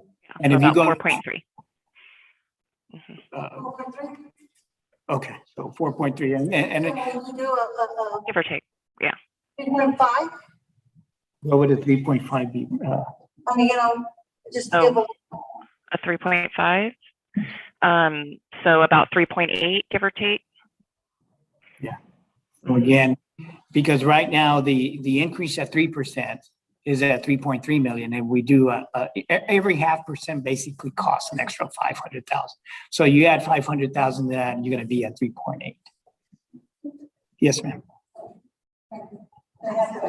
Yes, ma'am. Just for my purposes and my clarification of understanding. I know that not just us, but the community knows we are receiving or have received these funds, right? The Sr3 funds. What we need to take into account is that money is available there until that grant deadline. However, we're gonna have to continue those salaries beyond the deadline of that grant. So that is money that then we have to project out of our general fund. When the time comes, and that no, I'm sorry. Everybody, no, I'm not, forgive, like I want, apologies to the community and my colleagues, but I'm trying to process all this. So it looks great on paper that we did receive these funds. And obviously we're going to use them wisely and you know, where it is needed the most and where we think it's deserving. But at the end of that deadline, we still are responsible to maintain and keep those salaries at the same level, regardless of whether we have those funds or not. So that's more of what we're looking. We need to see ahead to say, can the district maintain those salaries beyond the deadline of us using those funds? Is that correct? Yes, ma'am. And the salaries that you're referring to, and that we would refer to, are those programs, and we're going to be recommending some of those tonight. The positions that we're going to put in place in order to support the students and to support the staff. And so after 3 years, and we've heard many different opinions that it's going to take more than 3 years to get staff and the students up to where we were pre-COVID, then that's what the state is talking about. So whatever you're funding, if it's currently budgeted now, you can supplant that with these ESSER funds, meaning you can replace that with the ESSER funds. But those funds, you need to keep tabs on them, because exactly what you're saying. After 2024, those funds then will help you then sustain the program. Now, our district is very unique, or not unique, but it faces other issues too. And again, I hate to keep saying that, but it's the ADA. So as long as our ADA, and we can work on picking that back up, then that money that we're saving is not going to get depleted, because we're getting reduced state funding because we're losing ADA. So, I mean, your point is well taken, because after 2024, yes, ma'am, the ESSER funds are not available. Thank you. I have one more thing, Ms. Cavazos. And I just get to it because I know it's going to be referenced. I know we're looking at the 2% and the 3%. Are we able to also get a model related to just based on actual salaries the way they are now? So we can see all these two, then we can see these additional two numbers. And you provided that for us before as well, sir. I know you provided that for us at our request back in going into the 1920 year, where we can see it off the actual dollar amounts for the certified personnel. When it comes to a 2% raise or a 3% raise, see the difference of the total cost. Between, like say for based off the employment salary. Oh, okay. And that's on the teacher's pay scale. Yeah. And then also, I know we're going to take some opportunities in terms of trying to recruit more students and things of that nature. And I know Mr. Soto has plans on finding ways to recruit and bring back our kids. So we have full belief in you guys and your staff. And I know we still have a scenario where we are looking at gaining some human capital, hopefully in a couple of years with the development that's being done and potentially needed.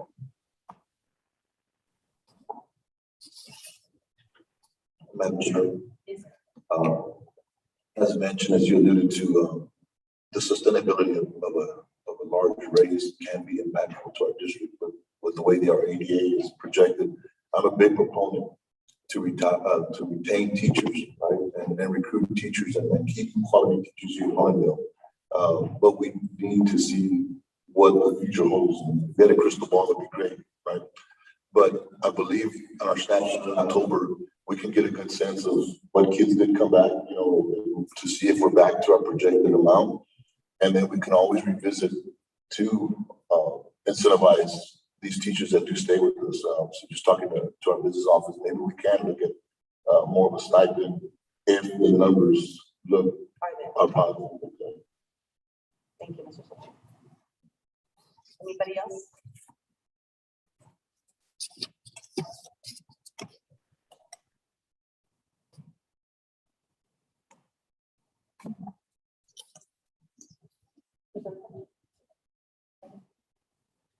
I don't have any other questions, Mr. Then- Then I'll go ahead and continue with the principal. Okay. Okay. Thank you, Jennifer. Sure. Do you want me to stay on or? Yeah, in case we have any further questions, but let me go ahead and continue on with the presentation. Okay, perfect.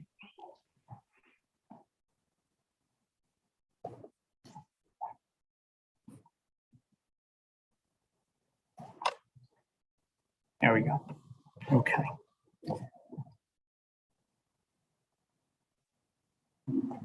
Where's Tony? It's locking up again. What did we do last time?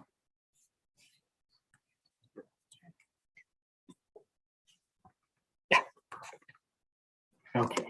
So basically a continuation of the discussion regarding the ESSER funds. And so, as soon as the district got notification that these funds were available, right away, curriculum instruction, they provided information, a spreadsheet, and met with campuses, departments, DPERG, and asked for their input. What do they see right now as the needs that will need to be met as we get ready to start the new school year?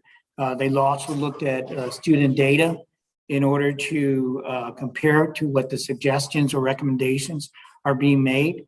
The spreadsheet was made on a Google Doc and provided to the campuses, to the principals with the directive, and they followed the directive of then getting with their teacher staff and getting input from them, from teachers to instructional aides, to the RTI coaches that are out there, basically all of curriculum. And that information is what's needed in order to start developing and move towards providing grant information for the ESSER fund.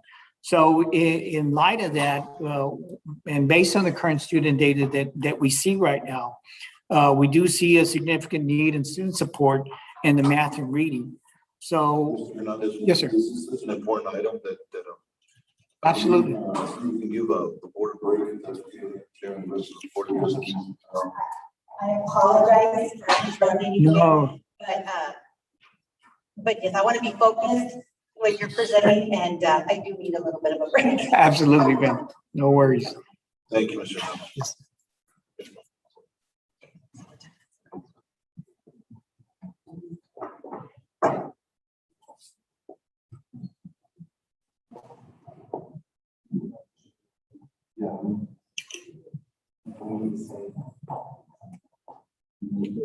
We have to raise our hands.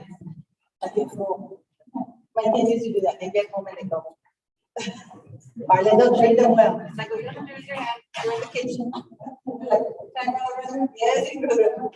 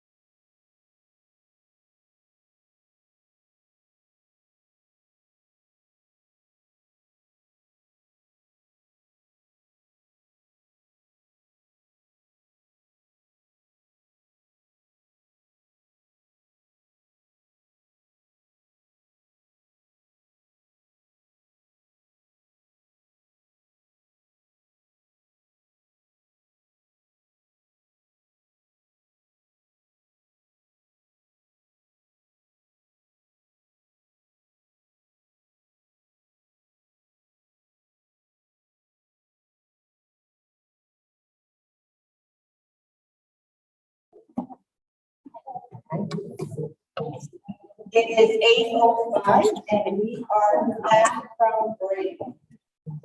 Yes, we got everybody here? Okay, perfect. Thank you, Mr. Hernandez. Absolutely, Matt. All right. Again, to continue with the budget presentation and the lengthy discussions that we've been having of the Sr3 monies and the opportunities with that. But as I mentioned before we went on break, there is a lot of input that needs to be provided to the district as it develops the grant. And as I said, CNI provided that information to the campuses, to the principals, to get with their staff, all of their staff, and get input as to what would be needed in order to support students and to support teachers. And then also look at your student data. And we recently had some recent data available to us. And we looked at CNI in the campuses, looked at where is the need that they can see immediately right now. And one of those needs that we see is that the student support at the math and the reading level. And so a recommendation for this evening is looking at ESSER monies and setting up to where the district would fund 13 teachers that are called response intervention teachers, the RTI teachers. Many of us know them as RTI. They would be 13 teachers for a projected cost of $812,500, and it would be over 3 years at $2.4 million. And again, we're talking about ESSER. It's not the general fund. The other area that we see is not only supporting the students, but also supporting the teachers as they return and face these challenges that we see with the students that we have. And so we actually have a position currently at one of our middle schools that's called multi-class classroom leaders, an MCL teacher. And that teacher provides instructional coaching, professional development, and also assists with the planning of maximizing the delivery of instruction.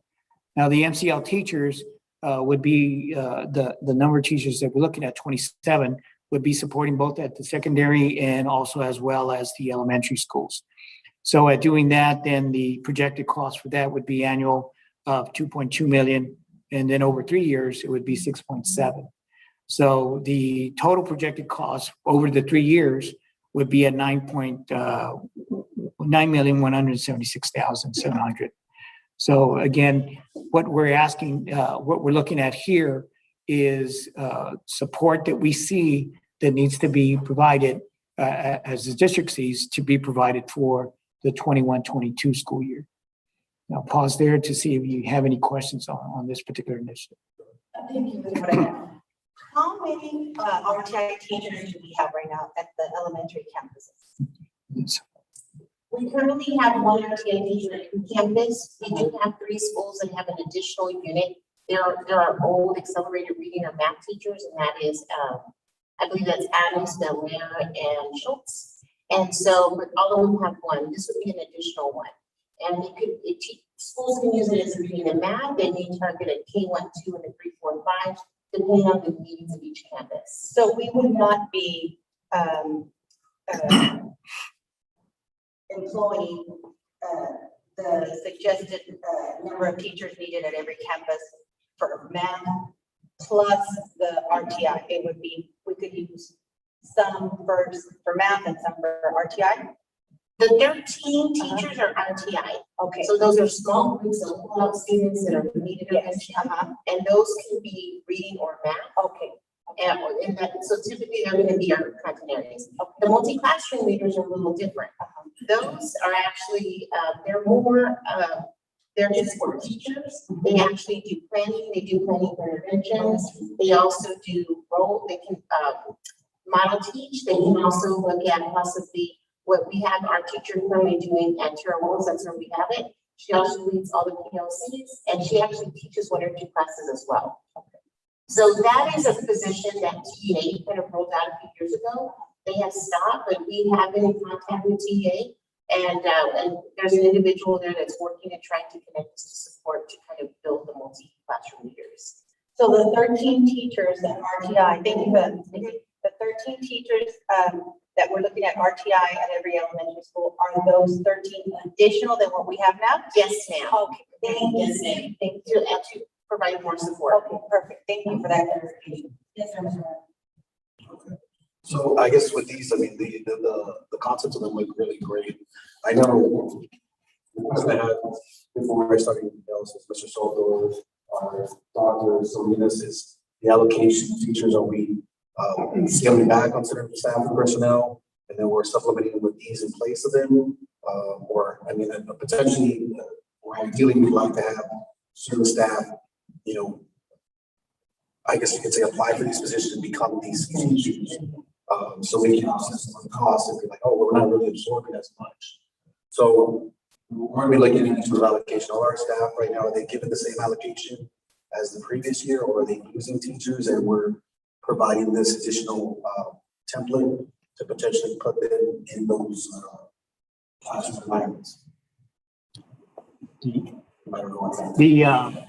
teacher, no, and as you said, we go through this every year. So when we look at the class size and again, we looked at our ADAs declined, right? So we've made adjustments to the allotments. So to answer your question, some schools, the enrollment's not there. So, we don't want to have a classroom that doesn't have the number of students that would warrant a teacher. So yes, some teacher allotments have been reduced because the enrollment's not at those particular campuses, and that equals out to about 19 teachers. So that's factored into the budget as well. What these positions are, is these are positions, as we discussed with Ms. Cavazos right now, is that these are new positions. These are newly funded positions that would be funded out of the ESSER. And yes, the teachers would need to apply for these positions. And again, when we make that adjustment on the allotment of teachers, those are vacancies. We didn't release anyone. They were vacancies that were no longer necessary at a campus. So if these individuals or staff were to, I guess, go into these positions, would that leave a vacancy in their spot? Or are we going to say, hey, you know what, we're going to have this here. We're going to go ahead and not fill that position? Thank you, Mr. Moreno, because we were about to ask for permission from the board to post some positions early before the budget gets approved, because of the domino effect that if a classroom teacher does indeed apply, which is going to happen, and they end up getting a job, and we wait till the budget is approved, and we're a couple of months behind hiring that classroom teacher, correct? So to answer your question, we posted. If the teacher within Harlandale gets the position, then we're gonna have a vacancy in the teaching slot. It's not how we're gonna do away with it. We've already attritioned those positions that are vacant. So now we're fully staffed, and we're gonna try to stop the domino effect. So tonight we're gonna ask the board, but I guess Mr. Hernandez, how we've done in the past since they're not voting? How do we have done in the past where we're able to post? I'm sorry. Yes. So we've asked the board, as we did last year, we asked the board for permission for us to go ahead and post these positions. And with that, working with our attorney, we were able to do that. So we're basically asking again, since there is no action item, but asking the board if they give us the okay, then we're able to go ahead and post these positions and start the process. We'll work again closely with our attorneys if there's anything else that we need to do. We've got another meeting scheduled next Thursday because we have to approve the tax rate. And if certainly we need to put an agenda on there, then we certainly will. I guess the other thing too, with the multi-classroom year, I know what you're referring to at Terra Wells, that happened a couple of years ago when Mr. Garcia was there. But that was, I think, a master teacher model that like SAIC was doing. And so with this one here, I know when the teacher had to teach, I think, a certain amount of students, or had two classrooms or two classes that they were responsible for. Are these students or these teachers, excuse me, in the elementary or the secondary level, are they going to be responsible for specific students, or are they just going to be essentially like an instructional coach? But I guess they have to be somewhat of a generalist or something, or are they going to be specializing on specific content? So MCLs, your models certainly look very different. So there's probably 4 different models that you can use. And so we are basically looking at that and we're gonna work through that. We have a plan that will be shared June 22nd at our next board meeting that we're working with RSSP on. And in that plan, we should include kind of those questions and what that will look like. So our current teacher does have, I believe, 1 class now. I think a lot of that's gonna be based on what our plan is long term. The MCL teachers, we are looking at 2 of them at the secondary campuses and then 1 at the elementaries. And so that's kind of where we came at the number. So I think each model may look a little different. So is that going to take away from our instructional coaches we have? Is that? No, sir. No, so we are going to have that support too. I think. So we have, okay, wow, that's yes. not a, okay. It's a lot of support, but I think as you've kind of heard, and we have a lot of teachers at our point that coming into a school year and working with students who are delayed 1 or 2 grade levels, that's a new challenge that we're going to have to support. I mean, I definitely like the ingenuity and being able to come up with solutions instead of just saying it's a problem and I don't know what to do. So, I mean, whatever support we have to provide, I mean, I'm all in favor of it, and I'm sure my colleagues would be too. And hopefully we can find the staff that's suitable for it, because this is not an easy endeavor to be able to do 5 different things at once and do it well, and then also be able to have a good rapport with staff, and especially if you're coming in, you're a teacher, and potentially you can become that MCL teacher there, and you know you got some resentment every now and then. So I know we got to look into that as well. Manager. So, so just to clarify, how many RTI teachers do we currently have? So we currently have 13 RTI teachers, 1 in elementary school. 3 of them, 3 schools have an additional what's called accelerated math teacher. They're older positions. Right. So we have 13, and we're going to hire an additional 13? Yes, ma'am. Okay. So we're going to hire an additional 13. We're going to use this SR3 money for these teachers. And is it the second one also an additional 27 teachers also? So we're going to hire more people, and we're going to use more money. And I know, believe me, I know we need more teachers. We need more help with our kids. We are the teachers, you know. I mean, I don't know it's going to help our teachers, but I know we need more help. But we're going to be able to afford it after the 3 years when this money is over, like Ms. Cavazos was saying. You know, we're trying to figure out how we're going to do the raises.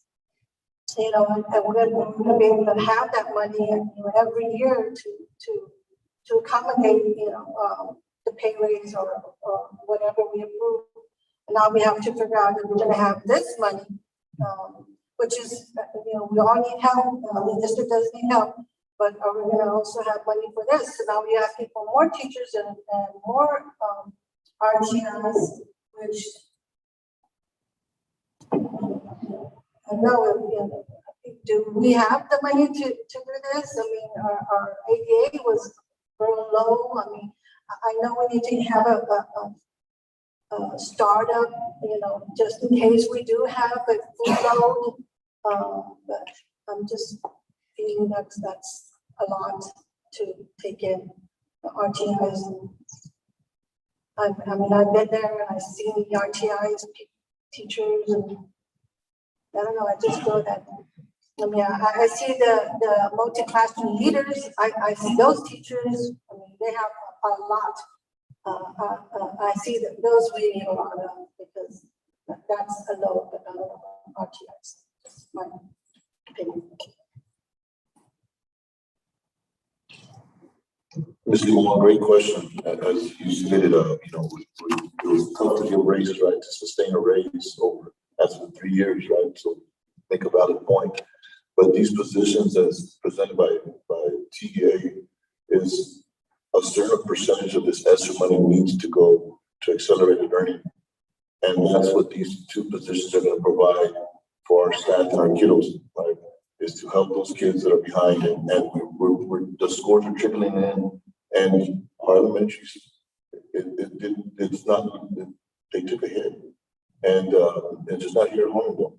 And so we have to provide something for our children, and not just our children, but we have to provide that PD and that support to our teachers, right? And you heard our teachers tonight on how difficult it was. It's going to be even that much more difficult next year when we try to get the kids back in person and retrain them and get them back into the mode of learning. So I believe these two positions that are presented tonight will help both our students and our teachers. Ms. Casey, do you want to add anything? So one of the things with the ESSER money, it ends in 2024. These positions, the intent of that is to kind of give everyone a boost on helping kids, catching up to kids in these 3 years, being very intentional and thoughtful about, or getting kids back to where we were. After that, these positions will not be at every campus. These are grant funded positions. When ESSER ends in 2024, these teachers may not lose a job, but they may go to a classroom as they open. So this is only for the ESSER money. The MCL money is going to be a little different, and the MCL teachers, they can also, those positions, we can also do the same way. But the way the Charles did that whenever they started was they looked at a teaching unit and a para unit, and those two positions, they kind of gave up in place of this. So there is some kind of manipulating where at the end you still have the same numbers of teachers and you can still sustain that. It's actually much more sustainable than you would think. The RTI teachers, our intention would be that we have kids, we get them to where they need to be, and then we're back to the position we were 2 years ago, where we have one RTI teacher that's able to support the number of the kids that need support in schools. In this case, this is only for the elementary level. I know that a lot of kids in the middle school level. So, I'm sorry. You hear the data, some of I just, how are we doing in the middle school level? So, and that's a great question. So in elementary, it's structured a little different, and that's why you have RTI teachers. Students are pulled out of their classrooms. In secondary, it's very different. So what happens there is your reading teacher, your math teachers, your science teachers, you actually have within their schedule times that you can schedule a student for an extra period of reading, or you can schedule for an extra period of math. So they don't have an RTI teacher, they have their content teachers that they're able to support. That's why you don't see RTI teachers recommended for middle schools. That's why we went to supporting the teacher in the middle school, because they're actually providing regular instruction and they can also be providing the intervention. That's also for the multi-classroom leaders. Teachers will be also elementary level also, or that would be middle school. So two of them will be in the secondary. And then for each school, they'll have to, we're reading the math at the secondary, So in elementary, we'll have one. And so that's because we couldn't disregard the need for elementary teachers requiring support in planning, in RTI. So we had to provide some type of support for teachers as well. And so we figured their best kind of support would be direct to students with an RTI teacher and direct to teachers with an MCL staff.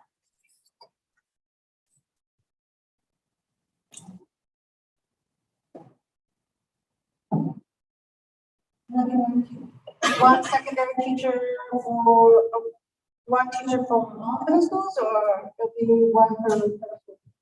Every middle school will have 2 MCLs. And then within their current staff, they can support intervention just through their schedule and their master schedule.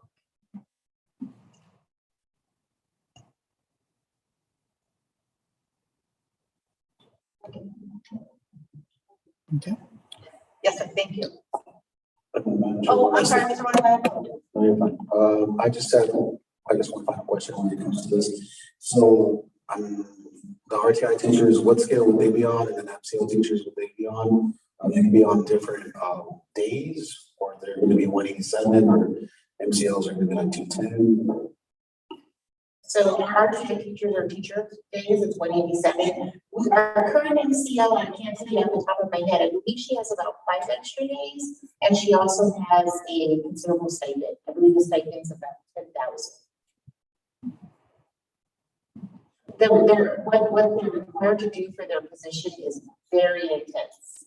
Yeah, so they wouldn't have the same number of days as. No, No, because their work would be very different from instructional coaches.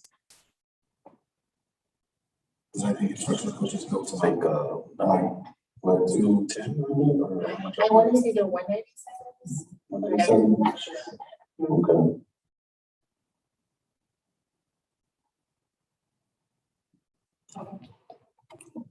You're ready to do that. Yes, ma'am.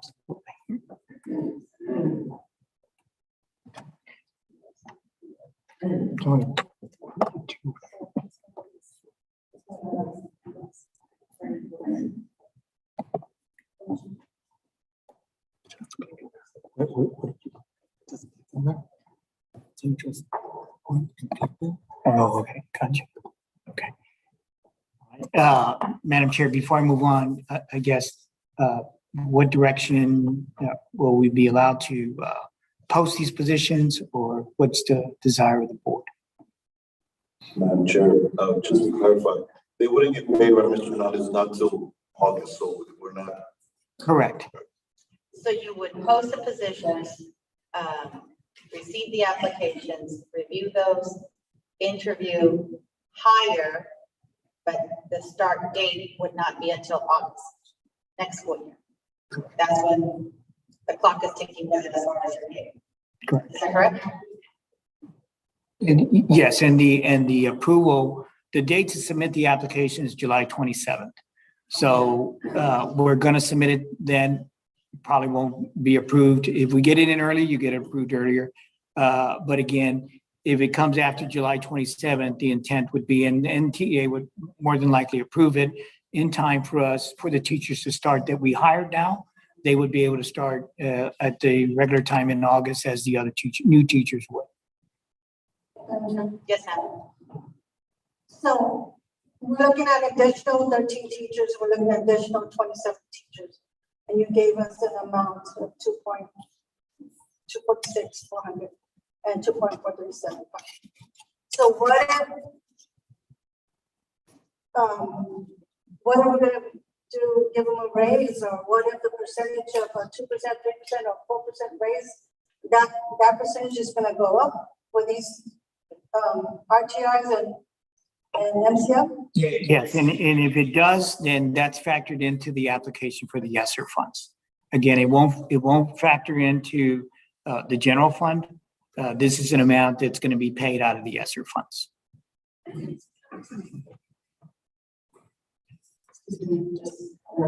So we're looking at posting these positions so that we can backfill on teachers, regular classroom teachers, if the current teachers are hired into these positions. Okay. Yes.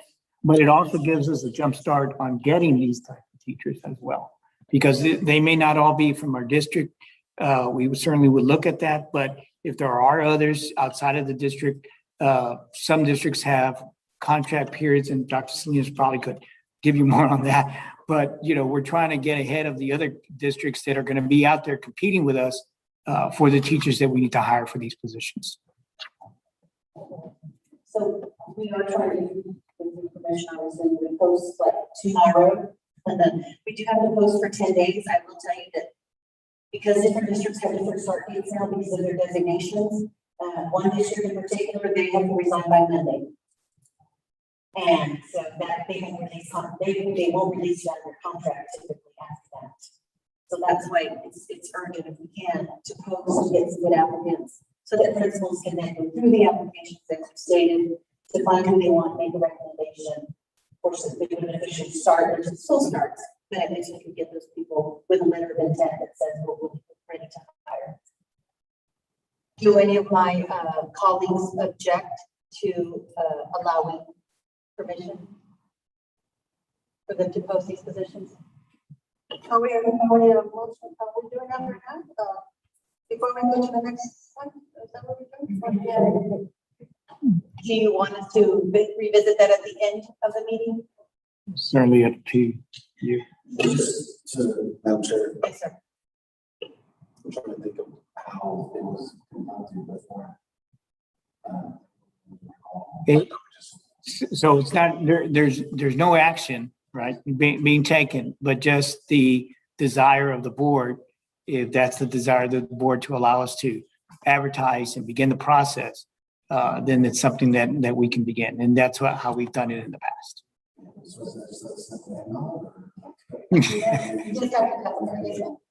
I think the board is delegated to the superintendent the high responsibility in that area, so it's in his court.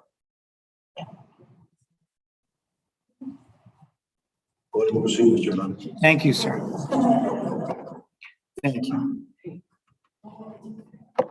Okay, the next item that we're discussing as far as the budget process is the retention stipend, and we've had a good deal of discussion regarding the use of combining the ESSER funds and general funds. So at this point, we're looking at a recommended stipend as we did last year at $600. Again, we looked at what we were facing for 2021, the decline of the ADA, the getting over the COVID, trying to recoup, getting back our to where we were at. And again, the discussion we've had this evening is, again, we look at where we at on our October PMs, what's our ADA. We also look at, as we said earlier, our financial results for the 2021. What is the final number for that?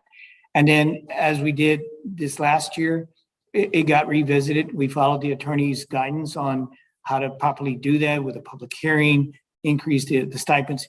If the outcomes of our looking at our October PMs, looking at our financial results, if that provides a favorable opportunity for us to increase it, then certainly the board wants, the staff wants to bring it back to the board for consideration, because certainly our employees deserve it. So the breakdown, the start for the breakdown would be, is that we would look at ESSER funds to fund those, what we would consider eligible stipends, and mainly it's these positions that would fall under what the purpose of the ESSER grants for. So of course you have your teachers, special ed, instructional aides, campus, basically campus related personnel. You have social workers, nurses and counselors, and even our CNI exempt staff, because they're working closely with the campuses in order to bring back the students to where they addressing their needs as a result of COVID-19, which is the purpose of the grant. So the number of staff that we estimate at this time is to be 1,545. So again, using the $600 stipend, that would be provided, as we've done in the past, 300 in December and 300 in May. The projected cost for that annual cost would be $927,000. Over 3 years, it's 2.7. The remaining staff that would get the $600 are those that would be difficult to be eligible under the ESSER. So those would be funded under the general fund. So that amount is what would come out of the as part or be part of the budget, which is $467,400. And again, as I said at the outset, it can always be revisited based on where we're at on our ADA and where we're at on our financial results. The next area is an initiative that we see as far as teacher attendance, and I know it's been difficult these last 2 years, but even looking at data prior to COVID, you can see then in 2017, 2018, and then 2018, 2019, we looked at absences for teachers at 21,000 on both of those years. And then we also provided what were the absences for the remaining 2 years, 20 and 21. Now, as we know, teacher attendance is directly related to student outcomes. And information is shown here regarding the math results of our students and our reading results. And so when we have teachers that aren't in the classroom, that there definitely has an impact on our students. Now, the proposal of the initiative is basically it's a teacher attendance incentive. It would be for the teachers that are 187, they would qualify. The maximum award would be $1,000. You'd start looking at their attendance starting with August 16th, the start of the school day, instruction, and the last day of their contract on June 15th. So the way it would work is that any day, because everybody's advanced, or the teachers are advanced 10 days. So if they use any of those 10 days for their leave, basically it's $100 deducted from the $1,000 that they would eventually get at the end of July. So for example, if you have a teacher that is out 3.5 or 4 days, well, then that's $400 that they wouldn't get of the $1,000. So at the end, they would get paid $600 in the month of July. But again, if the teacher's here every day, then along with the increase, along with the stipend, they'd also get $1,000 as well in the month of July. So when you look at that and you compare it to if a teacher's absent and we have to call in a sub, basically the net cost of that is $120,000. So it's an incentive more for having teachers in the classroom, which is a greater benefit to our students. Mr. Hernandez. Yes, ma'am. So,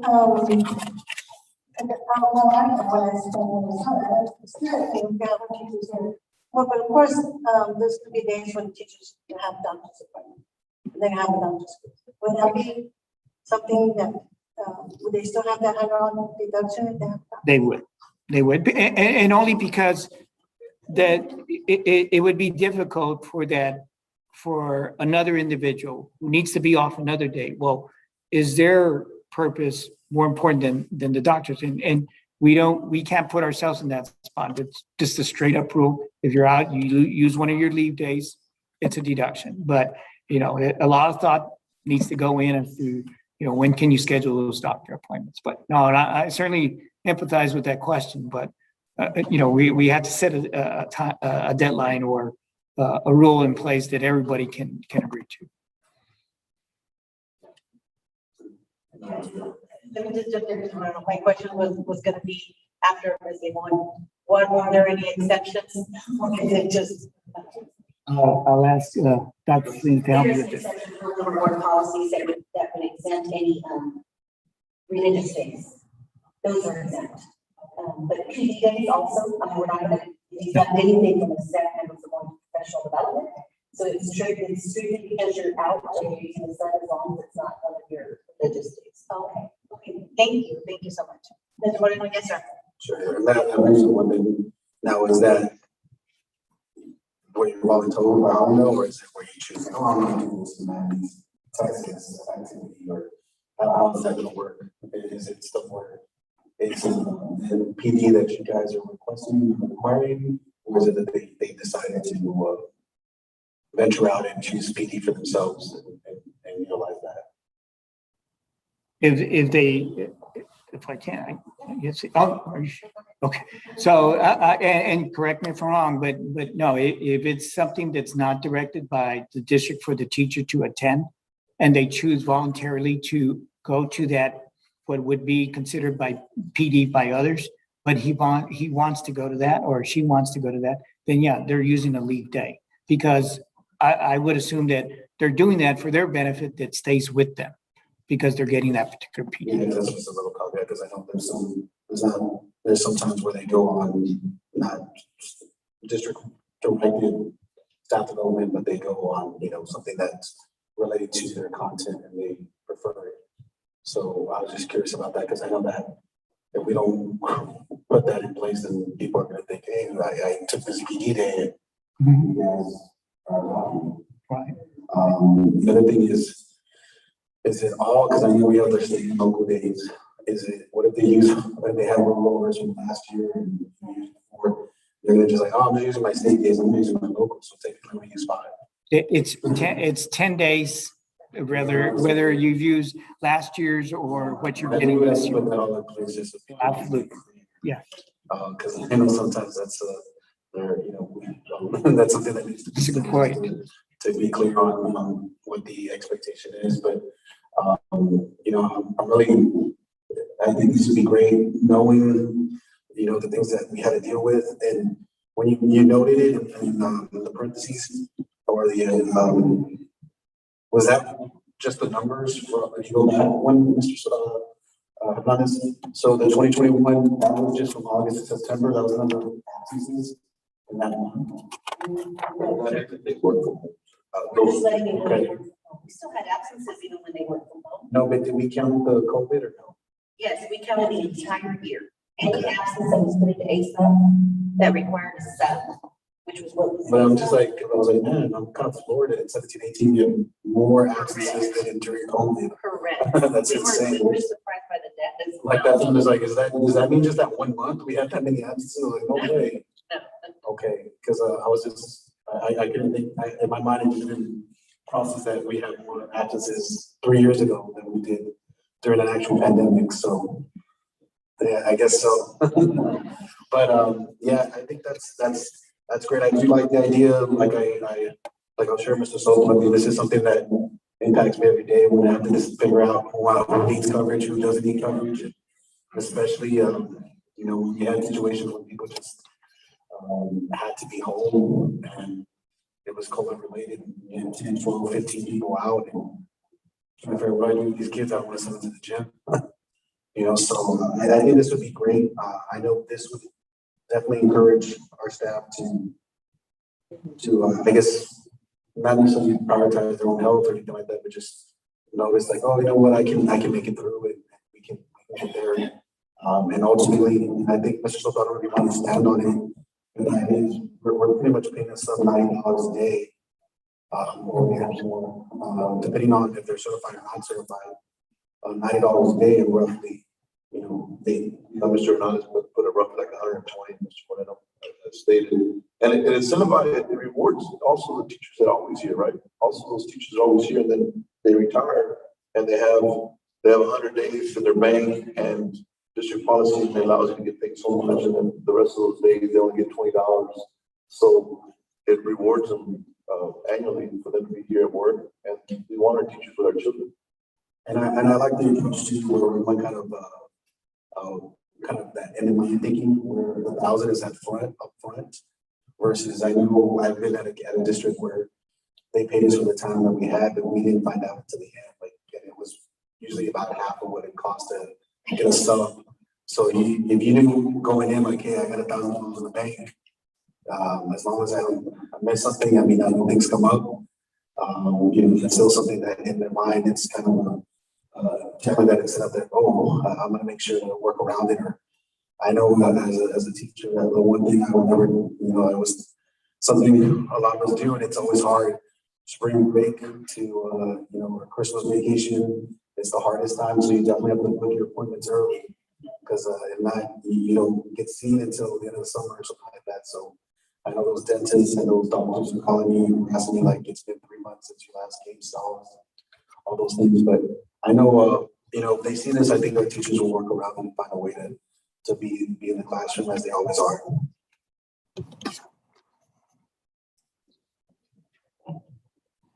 The next budget initiative is looking at our Cte stipends. And as we know, we struggled with in this area to attract personnel, and we compete not only with their industry. So the proposal here is to increase the stipend that's currently paid to CTE positions from $1,500 to $7,000. The designation of the positions would still require state certification. They would be required to be a license in their industry, and they would also have to have the work experience in the area that they're teaching. So again, this allows us to attract individuals, be competitive with the outside, and hopefully improve our chances on attracting and filling those vacancies that we have. So the net cost from going from 1,500 to 7,000 is $115,500.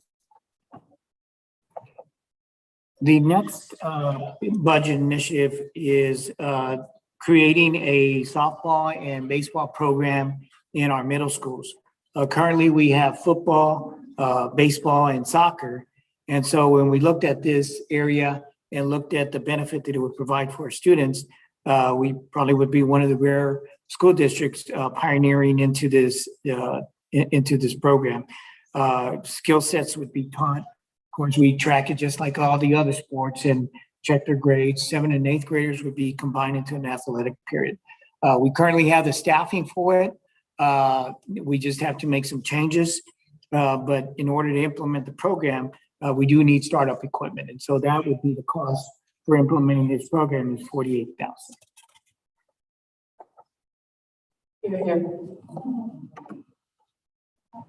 Mr. Hernandez, would this be for boys and girls? Yes, ma'am. The girls softball and baseball. Boys.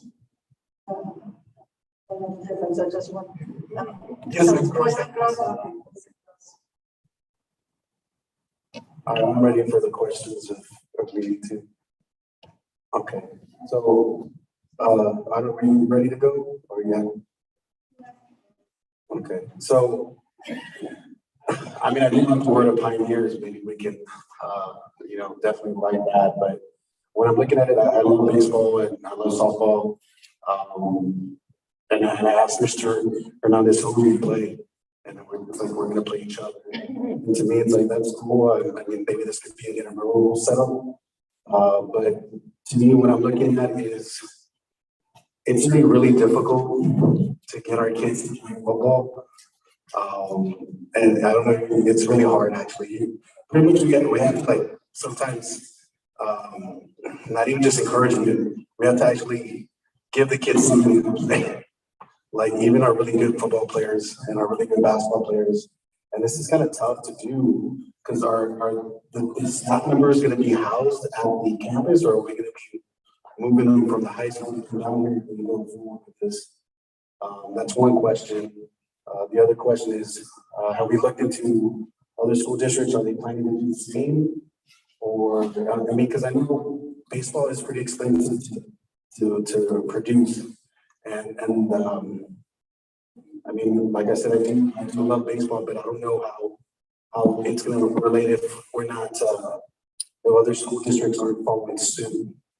I don't know how beneficial it'll be to us, because I know when it gets to high school, I know they want you to play 2 sports, but in most cases, the coach is like, hey, you got to be football first.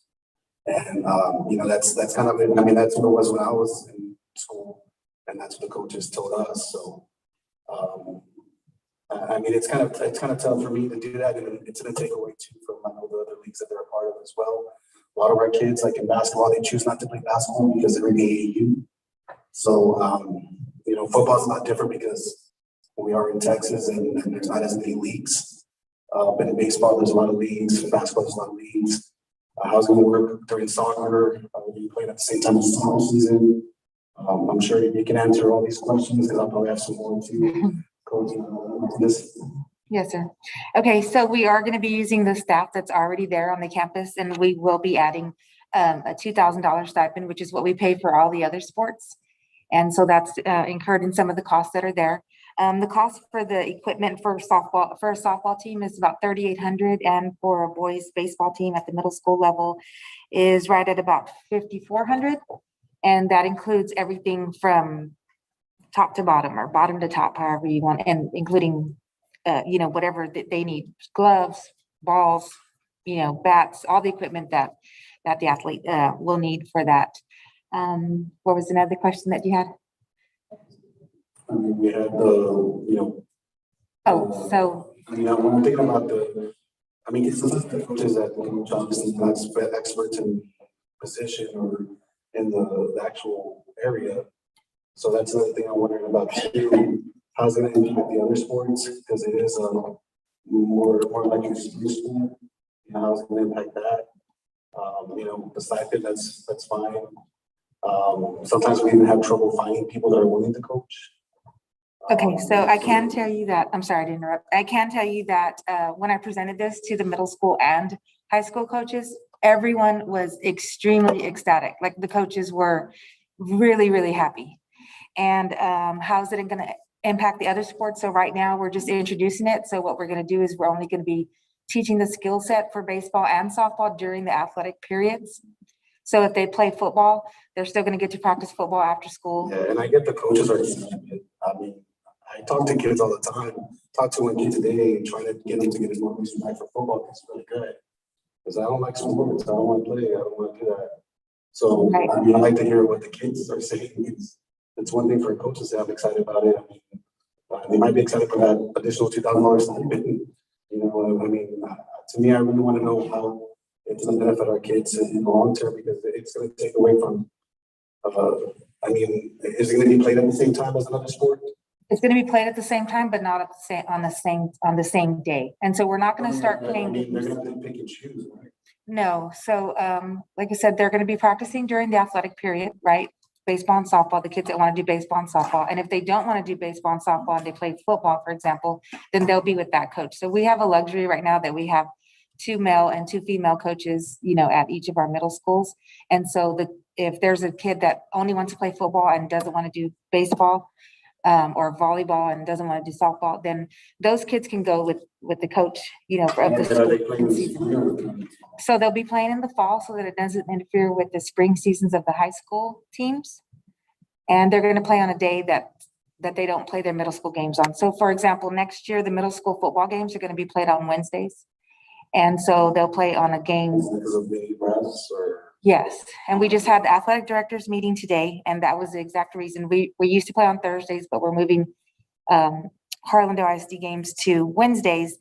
And every athletic director in that meeting, and it was Southside, South San, Southwest, Harlandale, and Floresville, were extremely upset that we're starting baseball and softball, because they know that the demand for baseball and softball from their own programs is so high that they were really like, thanks, you know, you're really just opened the door to something that we're all going to have to be ready for next year. Let me just interject real quick. I apologize. You know, I will tell you what I like about this, that I don't want Harlandale to follow other districts. I want to, once in a while, be the one district that initiated something. You know, if it doesn't work for other districts, that's okay. I don't worry about the other districts. I worry about what happened in my district or in our district. So if we are the first ones that can implement this, if it is approved, by all means, I'm all for it, because I want to always be the district that brings something new, not that we brought it after somebody else. So I think it's right. If nobody else is doing it, they're going to be following us. Right. And not us following them. So I apologize if I interrupted, but I had to say that.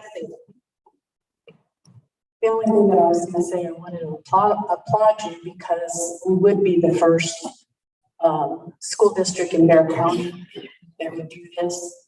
I know that just being involved with the Little League, I've heard of the small towns outside of Bear County that have tremendous success. And you know what that does also? Hopefully, it'll bring some of our students back to the school district, because it is innovative. It's the first middle school softball and baseball athletic proposal.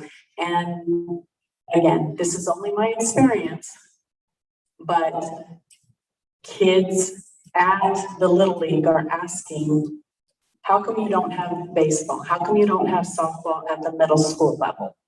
And I think it would be an opportunity to provide our kids the chance to do extracurricular.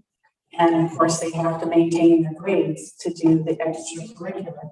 But I like the innovative thinking, something outside of the box, something to propose to kids to get them back into the school district.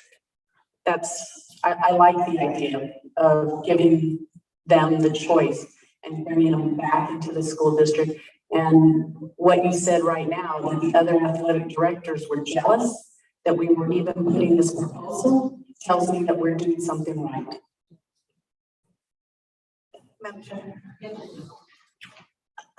Well, when I saw this, just right now, this second, back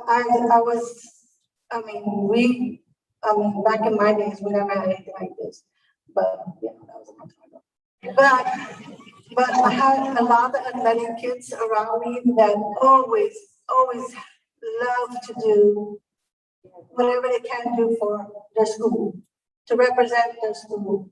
And this is another opportunity for our kids to represent the middle school, our district. And I think this is a great idea.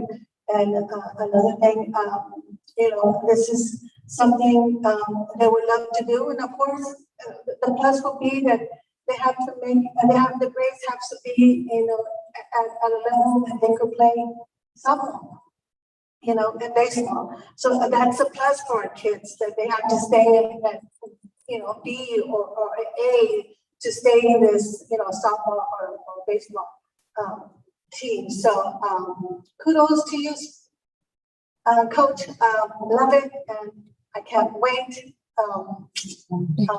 Thank you so much for bringing it to us. Appreciate it. Yes, ma'am. Madam Chair, I have a couple more questions. I'd like to get more information about this. I want to see how many of our kids are playing volleyball and football. I mean, obviously I did play football. And so I know when I was at Harlandale my freshman year, we had one of the biggest freshman classes, about 110 kids. By the time we left, we were seniors, only 12 of us. So that tells you a lot of what happens freshman year. In middle school too, 7th grade, we had, you know, 100 kids. This year, I don't think you had 100 kids probably in each middle school. No. Okay, so I like to see the numbers. And also, this is one of the worst years where our kids were like bathing. We couldn't even have, you know, field teams for volleyball or football. We had to cancel games, not because of COVID, but because we didn't have enough players. Is that correct, Coach? Not in volleyball or football, no. And in other sports? In soccer was the only sport that was, yes, that was impacted. Throughout the areas, there's games at Somerset, at my district. You know, there was a couple that they told me that was from Harlandale. So, I mean, there was one where it was like Terrell Wells. Soccer? I don't know if it was soccer, but there was one with basketball where they didn't play one grade. So I'll have to double check that with our coaches tomorrow. Okay. And hopefully you're correct. But there were things where they were having to be canceled because of the grades. And that was something that was happening statewide, not necessarily just a Harlandale. But these are things that I want to take into consideration. We're still trying to meet the standards for getting our kids where they want to be in terms of academic. I know this is I'm not saying this is not a great idea to me. I do, again, I can't reiterate enough, I do love baseball. But to me, and the experience I have in talking to kids at the middle school level, I never hear much of them saying about their passion to play that. So it is something intriguing. But at the same time, if we're still focusing on getting our kids a grade 2 level back, maybe we need to consider maybe seeing how this is going to work. Because I know it does cost a lot to play baseball and to find additional items for it. And that's one of the reasons that you hear about, like, you know, why so many people don't play or this and that. It's the cost. That's why people pick up basketball, because all you need is a basket and a ball. And so these are things to consider, you know, nationwide. So, you know, I like to see the number of kids that we have, because I really wouldn't want to take away from one program when we're trying to do another one. And it's kind of putting my hands in many baskets, because I know that's something that, especially at McCollum, they have a struggle, right, in terms of building a program, and we're not really creating that avenue for them to get there. And that's something that we want to see our kids being competitive on all levels, on all sports that we already have. And, you know, it stinks when I see my kids getting beat up on the scoreboard every week, and we're not going to those programs. And then we're trying to introduce something new that will be great, but perhaps it's not something that is really requested by our students or our community. I haven't seen The good thing about it is that, like we stated, there won't be any crossover. I mean, as far as, you know, pulling from one team to get them to come to baseball or softball, because during the athletic period, so for example, during football season, if you're in baseball, then and you want to play baseball, then you'll be practicing the skill set for baseball. But if you don't want to play baseball and you want to stick to football, then during the athletic period for football, those coaches will be doing conditioning and weights. Where after school, everyone will be practicing football, everyone that wants to play football. So there will not be any after school practices right now for baseball and softball, if that helps kind of clarify it a little bit. Yes, yes. And so we have also looked into the option of getting some backstops put, you know, at the campuses and so forth. But for right now, and they'll be playing at the Heather. Yes, sir. So we won't be pulling any kids to from football practice or volleyball practice. And may I ask, what was the main premise behind? Well, What triggered that idea? So at the Mr. Monell, yeah, that's a great question. What triggered is our APA is falling, of course, right? And we're trying to find creative ways, as I believe Ms. Ortiz alluded to, is how do we get some of our children back, right? And it's just not through athletics. We're looking at some other programs that are going to take a little longer to implement, maybe a STEM elementary. We're looking at some CTE courses, as we said, we visited some sites we're about to make a visit to Northeast and providing the board 2 different shifts to look at that program. So we're trying to find things that the kids will be interested in, and it's just not athletics for the state. It was a quick, easy thing to try to implement this next school year, whereas the other ones are going to take a little longer to put in. But it's to try to bring these kids back, and again, these kids have been home, and we have to find a carrot to find a way to get them back into our schools. And if we get one kid back to say, wow, I really want to play baseball in the middle school, that might be one kid that we save from staying at home. And also, in fairness to football, we have struggled at McCollum, right? We have struggled, but we've been successful in baseball. But some of these kids don't pick up baseball till 9th grade, right? So we never want to have our kids put in a disadvantage, right? So if we can do anything to give our kids the upper hand, and instead of about $48,000, why not try it, right? And introduce those kids to softball and baseball by 7th grade. We had some success in softball with both our high schools. Our McCollum boys made the playoffs, and I believe they lost in extra innings. So they're right there. So, and that campus culture means a lot, right? Especially in this time. So if we get some positive campus culture and some new traditions going, that also transitions to the classroom. So that's kind of the basis behind the mindset behind this middle school program. If I may, I want to believe we are a district of not just educational options, but we have options for the students in fine arts. We have options for the students in athletics. In middle school, not everybody wants to play football. Not everybody wants to play soccer. There may be a handful that want to play tennis, a handful that want to play golf in middle school. And we have a golf team and we have a tennis team.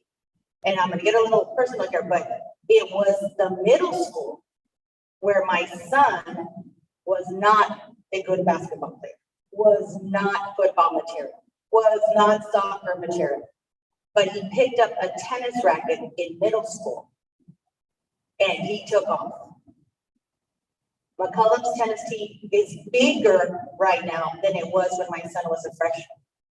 And that racket in middle school that he picked up gave him the love for tennis that he would have never, ever been exposed to was it not for middle school.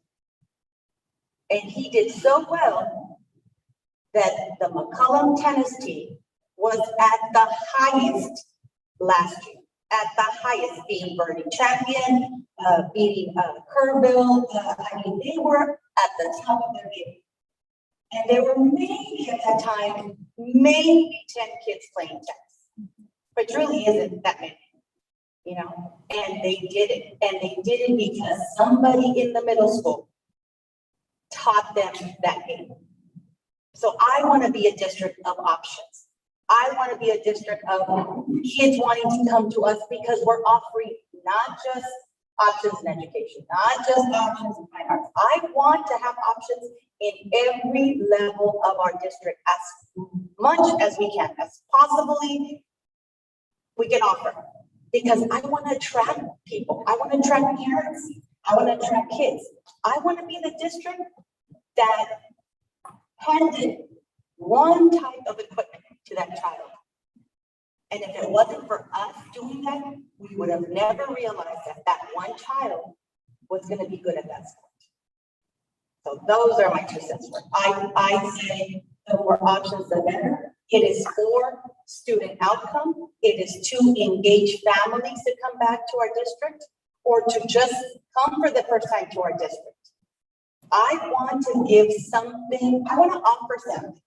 Why not offer options in every capacity possible? So my thoughts to the athletic department. And just to add to that, so you know, our golf program at the middle schools is starting to really flourish, and we're the only district that has golf.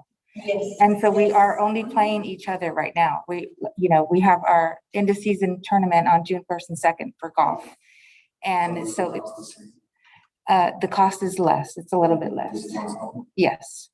Yes. And this year at Kingsborough Middle School, for example, there were 17 kids that went out for golf and they didn't know what to do. They didn't have enough equipment. And so it was like, let me know what you need. Let's get it. Let's get it. So, if you offer it, they'll come. And I gotta go with this because I really do want to ask another question or a couple more. That's the premise. And the other thing that you referred to is, I want to hear from Mr. Lales what we can provide for them as well, because that's something that I think, we really need to build off is the fine arts, in addition to sports. I think that's another huge area that I think would be beneficial, especially when we're looking at potentially building something at our compound here for that. So, that's one aspect for sure that I think we've been trying to push to potentially have a musical of sorts, things like that with the band and with everybody in choir and things like that. But when we're looking at the athletic period, how many coaches are in the athletic period for first period? Because that's really going to be, are you going to have all 7th and 8th graders in one athletic period now? no, it depends. It's different at every middle school. So sometimes there's 7th grade in the morning, 7th grade in the afternoon. Yeah, they switch. So, yes. Right now, people are working on their master schedule. What do they have right now? So I don't have it with me. What did they have this past year? This past year, there's 2 coaches. So 2 coaches, and so 7th grade. 2 male and 2 female. Okay. So and there's 4 coaches. So then what coach is going to be in that first period?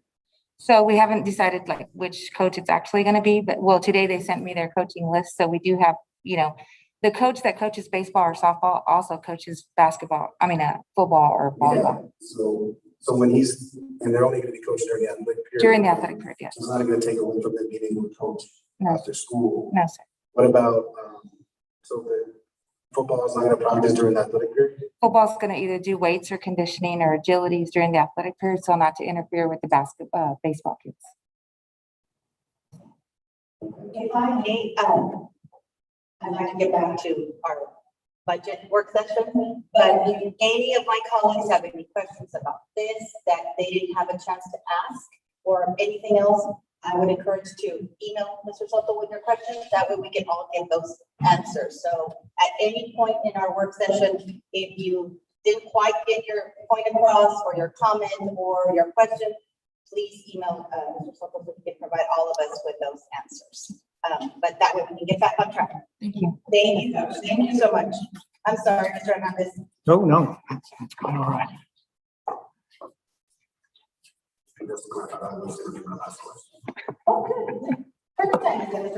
Last thing, did you go to the CT or did you not? Before, did you just skim over the CT? No, we went over it, but certainly happy to go over it again if you like. Yeah, but you just kind of just read over it, right? Well, I mean, we discussed it.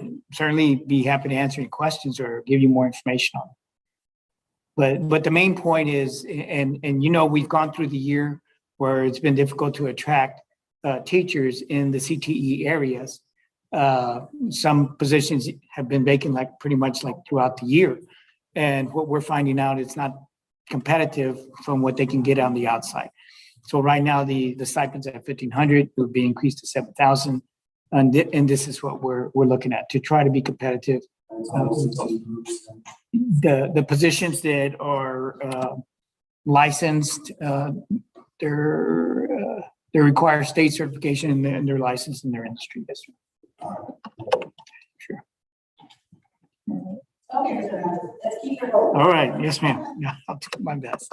The next area is in the last one of the budget initiatives is we have currently the events that the district conducts, and what we're finding out is pretty much they're being done on a monthly basis. And it's a good way when these events are being held, that it's a good way to get the district's name out, to get the community involved. But one of the things too is that it helps attract interest into the district. And again, ADA is important, and it provides for bringing in more students. What we found is we currently have our communications office. We've been focusing on branding. We've been focusing on the web. And also we also have been looking at the various events that we conduct. So what we're seeing is that we have a need in that area, that this individual would then coordinate those events that we're having monthly, and the larger events, such as cultural arts when we start getting back to normal, but making sure that the events are held to where they're recognized by others and attract that interest. The individual's role would then also be expanded to reaching out to governmental entities, nonprofits, any community groups that would like to participate in our events. Again, attracting more interest in the district. So this would be a coordination of the various events, our recognition events. And so what's being proposed is a new position, public relations facilitator. It's a professional position, and the estimated cost would be $60,000.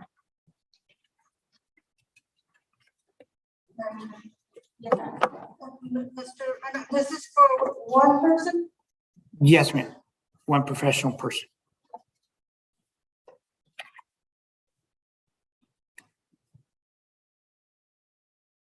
And I do wonder what.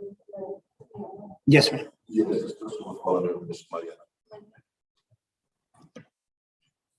Madam Chair. Yes, sir. Yes, of course. So, Ms. Velazquez, how many people do you have in your staff?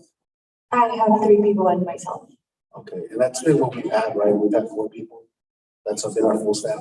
So we have the publishing editor, right? We have PIO. And graphics designer. Graphics designer. And administrative assistant. Okay. And I feel that's great. I know at Southside we had 2 people, and I know it's a smaller area, but I know you guys have been doing a great job, and hopefully this can expand on it.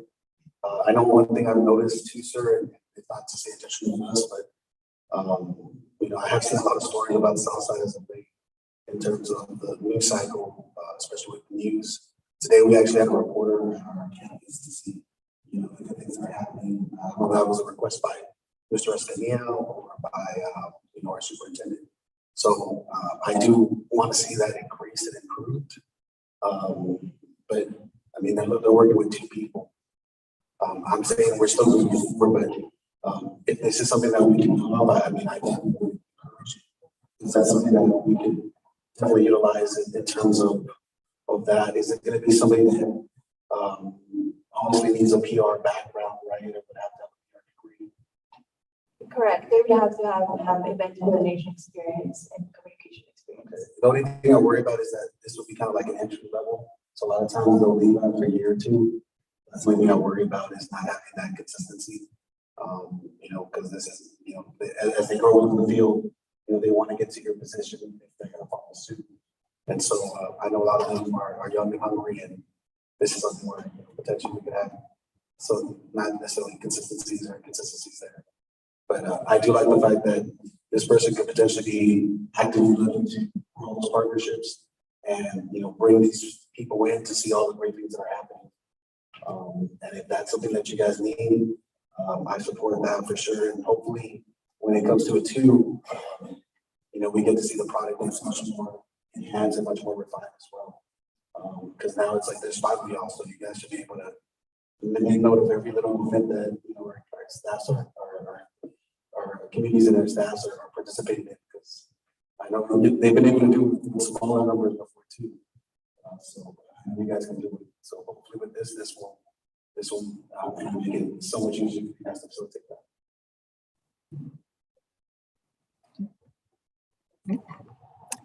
The next area of the budget then is just a recap of what we have in basically revenues and expenditures, budgeted amounts prior to going into our initiative. So when we look at the resources that are available to the district, the amount is at 135 million, and that's using a projection of the ADA at 11,733. When you look at our budget expenses, again, that payroll cost is 84%, and that's like any other district. Mainly it's 80% or more. What's been factored into this payroll cost is the allotment adjustments that we've had to make at the campuses. So starting off at this point, and you're looking at a deficit of 3.9 million. When we add in our initiatives, as we discussed this evening, right now as being presented, going with a 2% increase, it's 2.3 million. We talked about the portion that the district would pick up on the general fund side for non-ESSER eligible staff of the $600 stipend would be $467,400. And then the teacher incentive that we discussed, the net cost would be $120,000. Cte stipends at $115,000. The middle school program, the startup equipment cost would be $48,000. And then our public relations facilitator would be $60,000. So a total amount from the initiatives would be $3.1 million, so $3,118,900. So adding those two, you're looking at a deficit budget of for 21-22 of $7,093,498. Now, when we look at the fund balance that we've got, and as we saw in the pie chart, I mean that's really what's helped the district kind of be consistent and continue to try to address student needs. So when we look at the deficit of the $7,098,000, then we look at a fund balance that we're projecting that to have available to start the new year at $17,232,000. Now, that doesn't include the $25 million that we have set aside for basically two and a half months of operations. So just using that amount and subtracting our deficit, then we're looking at ending our fund balance at the end of the year in 2022 at 10 million. But again, keep in mind that's without having to dip in to the amount that the board has dutifully set aside and remain in operations. And again, you all received the upgrade that we got from Standard & Poor's a couple of weeks ago. And that was definitely one of the things that they pointed out was the stability of the district and the reserve that it has in order to meet the kind of challenges that we had to meet during the COVID period.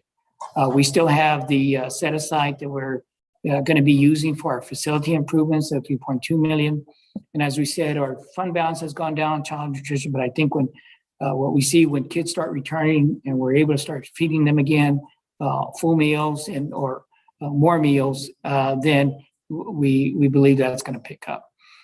So in essence, your total fund balance is a 10 million plus the 341,000. But this is really the focus here because our deficit is 7 million. We have a fund balance again without including this, a 17. So we're looking at still having a 10 million to look at as we go into the next year. And that's without looking at, the impacts that we've talked a lot about here on the ESSER funds that might be available to us to move some of these costs that we've got that are resulting in a deficit out of the general fund back into or put them into the ESSER fund. And that's what the state's talking about supplanting. So how this affects our tax rate is basically the district has since 2008, it maximizes the amount of state funding that it gets by doing its full effort on its tax rate. So right now, as we get guidance from the state, we recommend in others is that they recommend that we approve, and this is just approving our tax rate so that we can publish our notice for our budget hearing that we're going to have in June. But in July, we get the final certified values, and then we also get we adopt the tax rate in August. The other part of the component of the tax rate, and I'll talk about it briefly, is leaving at the interest and sinking fund at 43 cents. But the district needs to consider doing something as we've done in the past to maintain that rate, because this impacts the amount of bonding capacity that we have, that we're able to issue on bonds. Now, one thing I will point out is that right now, TEA doesn't calculate what it expects your tax rate to be. It looks at your values. And if our values are over 2.5% in growth, then they recalculate our tax rate and they make the district compress, which could probably may compress this lower to a lower tax rate. But again, just to warn you, we don't get that till August, but we get it before we have to adopt that tax rate. And what they do, if they compress your tax rate here, you're going to get less local tax dollars, but they make that up in state dollars. So again, that's just something that we're keeping an eye on as they evaluate our property values.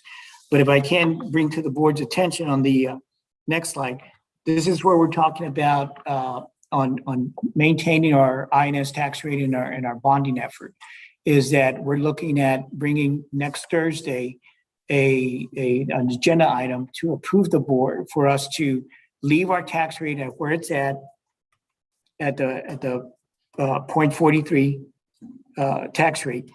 And with that tax dollars that are generated, which is about $335,000, that'll go towards paying off some debt earlier. And not only is that good fiscal management, it's also a good reflection with the rating agency, because the district's looking at trying to control and maintain its debt.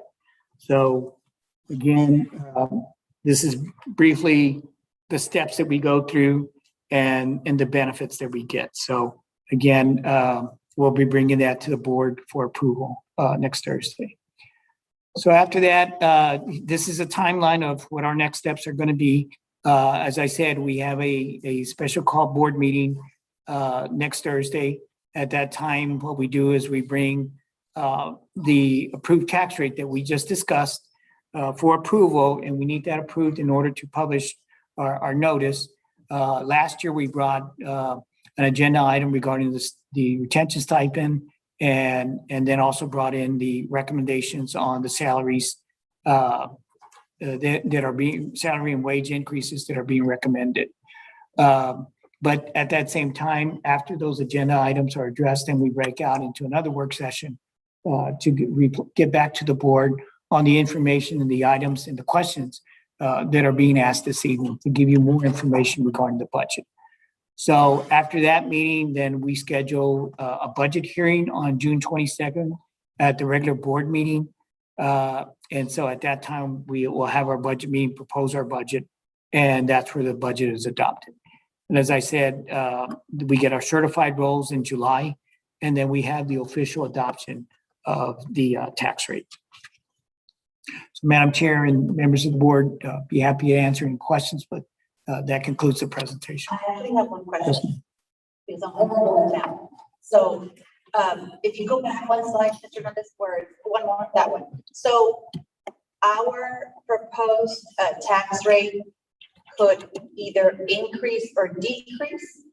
No, it would decrease. It would decrease. Only decrease. Okay, And only decrease. because this is what our tax rate would be proposed to be approved. Okay. But depending on our property values, if they grow more than 2.5%, then the state does a calculation and basically they say, okay, then you're going to compress this rate to a lower rate, and we're going to give you the makeup with the state monies. Okay. So that's a potential down the road.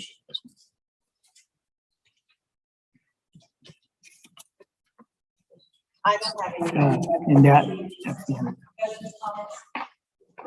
Anybody want to email you? Absolutely, Mr. Soto, yes.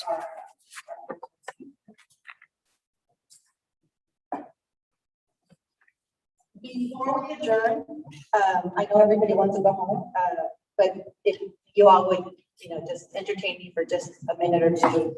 I wanted to give a very, very, very, very big thanks to not only Mr. Soto, but to our Director of Technology, Mirna Martinez, her staff, and Ms. Mariana Veraza. I came into the board wanting certain things for the district, for the community, for the families. And because of COVID, I put my list off to the back burner and thought there are more important things than what I would like to see. And now we're handling COVID, and we can handle anything that comes our way because we are ready, we're prepared, we have a plan. We have a backup to the backup to the backup. So I decided to reach out to administration, to Ms. Martinez, because one of the things that I wanted to certainly leave a mark on here at our district was providing our board meetings to have the option of our community members, family, students to either watch them in English or have the option to watch them in Spanish. My parents could never be at a board meeting. They would never understand when we were growing up. English was not their language at all. To this day, it's just, they get by, but that's it. So they would ask teachers, they would ask our neighbors, what's going on in the district. So we had very supportive teachers growing up that would inform my parents, because that's the only way they were gonna know what was happening with their children, with their children's education. So today's meeting is the very first meeting in Harlandale where the community has the option to see the meeting, watch it, either in English or in Spanish. And that would not have been possible did I not have the support of our superintendent, of the IT department, and Ms. Mariana putting it out there for the community to know we will no longer leave anybody in the dark. You can be informed of what's happening in your community, in your district, with your students' education, because now we have options. We are giving our community options, and I just want to say thank you on behalf of my parents and myself. Thank you, Harlandale. You again continue to amaze me by the things that can happen if somebody just asks. So thank you very much. I wanted to say that. Last everybody. Agenda item number 4. Do we have a motion to adjourn the meeting? Madam Chair. Yes, Ms. Ortiz. I motion to adjourn. Is there a second on Ms. Ortiz's motion? Go ahead, second that. Thank you. I will take the vote. Mr. Moreno, yay or nay to adjourn the meeting? Amen. Thank you, sir. Mr. Luna, yay or nay? Yay. Thank you. Ms. Ortiz, yay or nay? Yay. Thank you. Ms. Limon, yay or nay? Yay. Myself, yay. We will adjourn the meeting. It is now 9:27. Thank you, everybody, for hanging out here with us tonight. We'll see you next time. Stay healthy, stay safe. Thank you.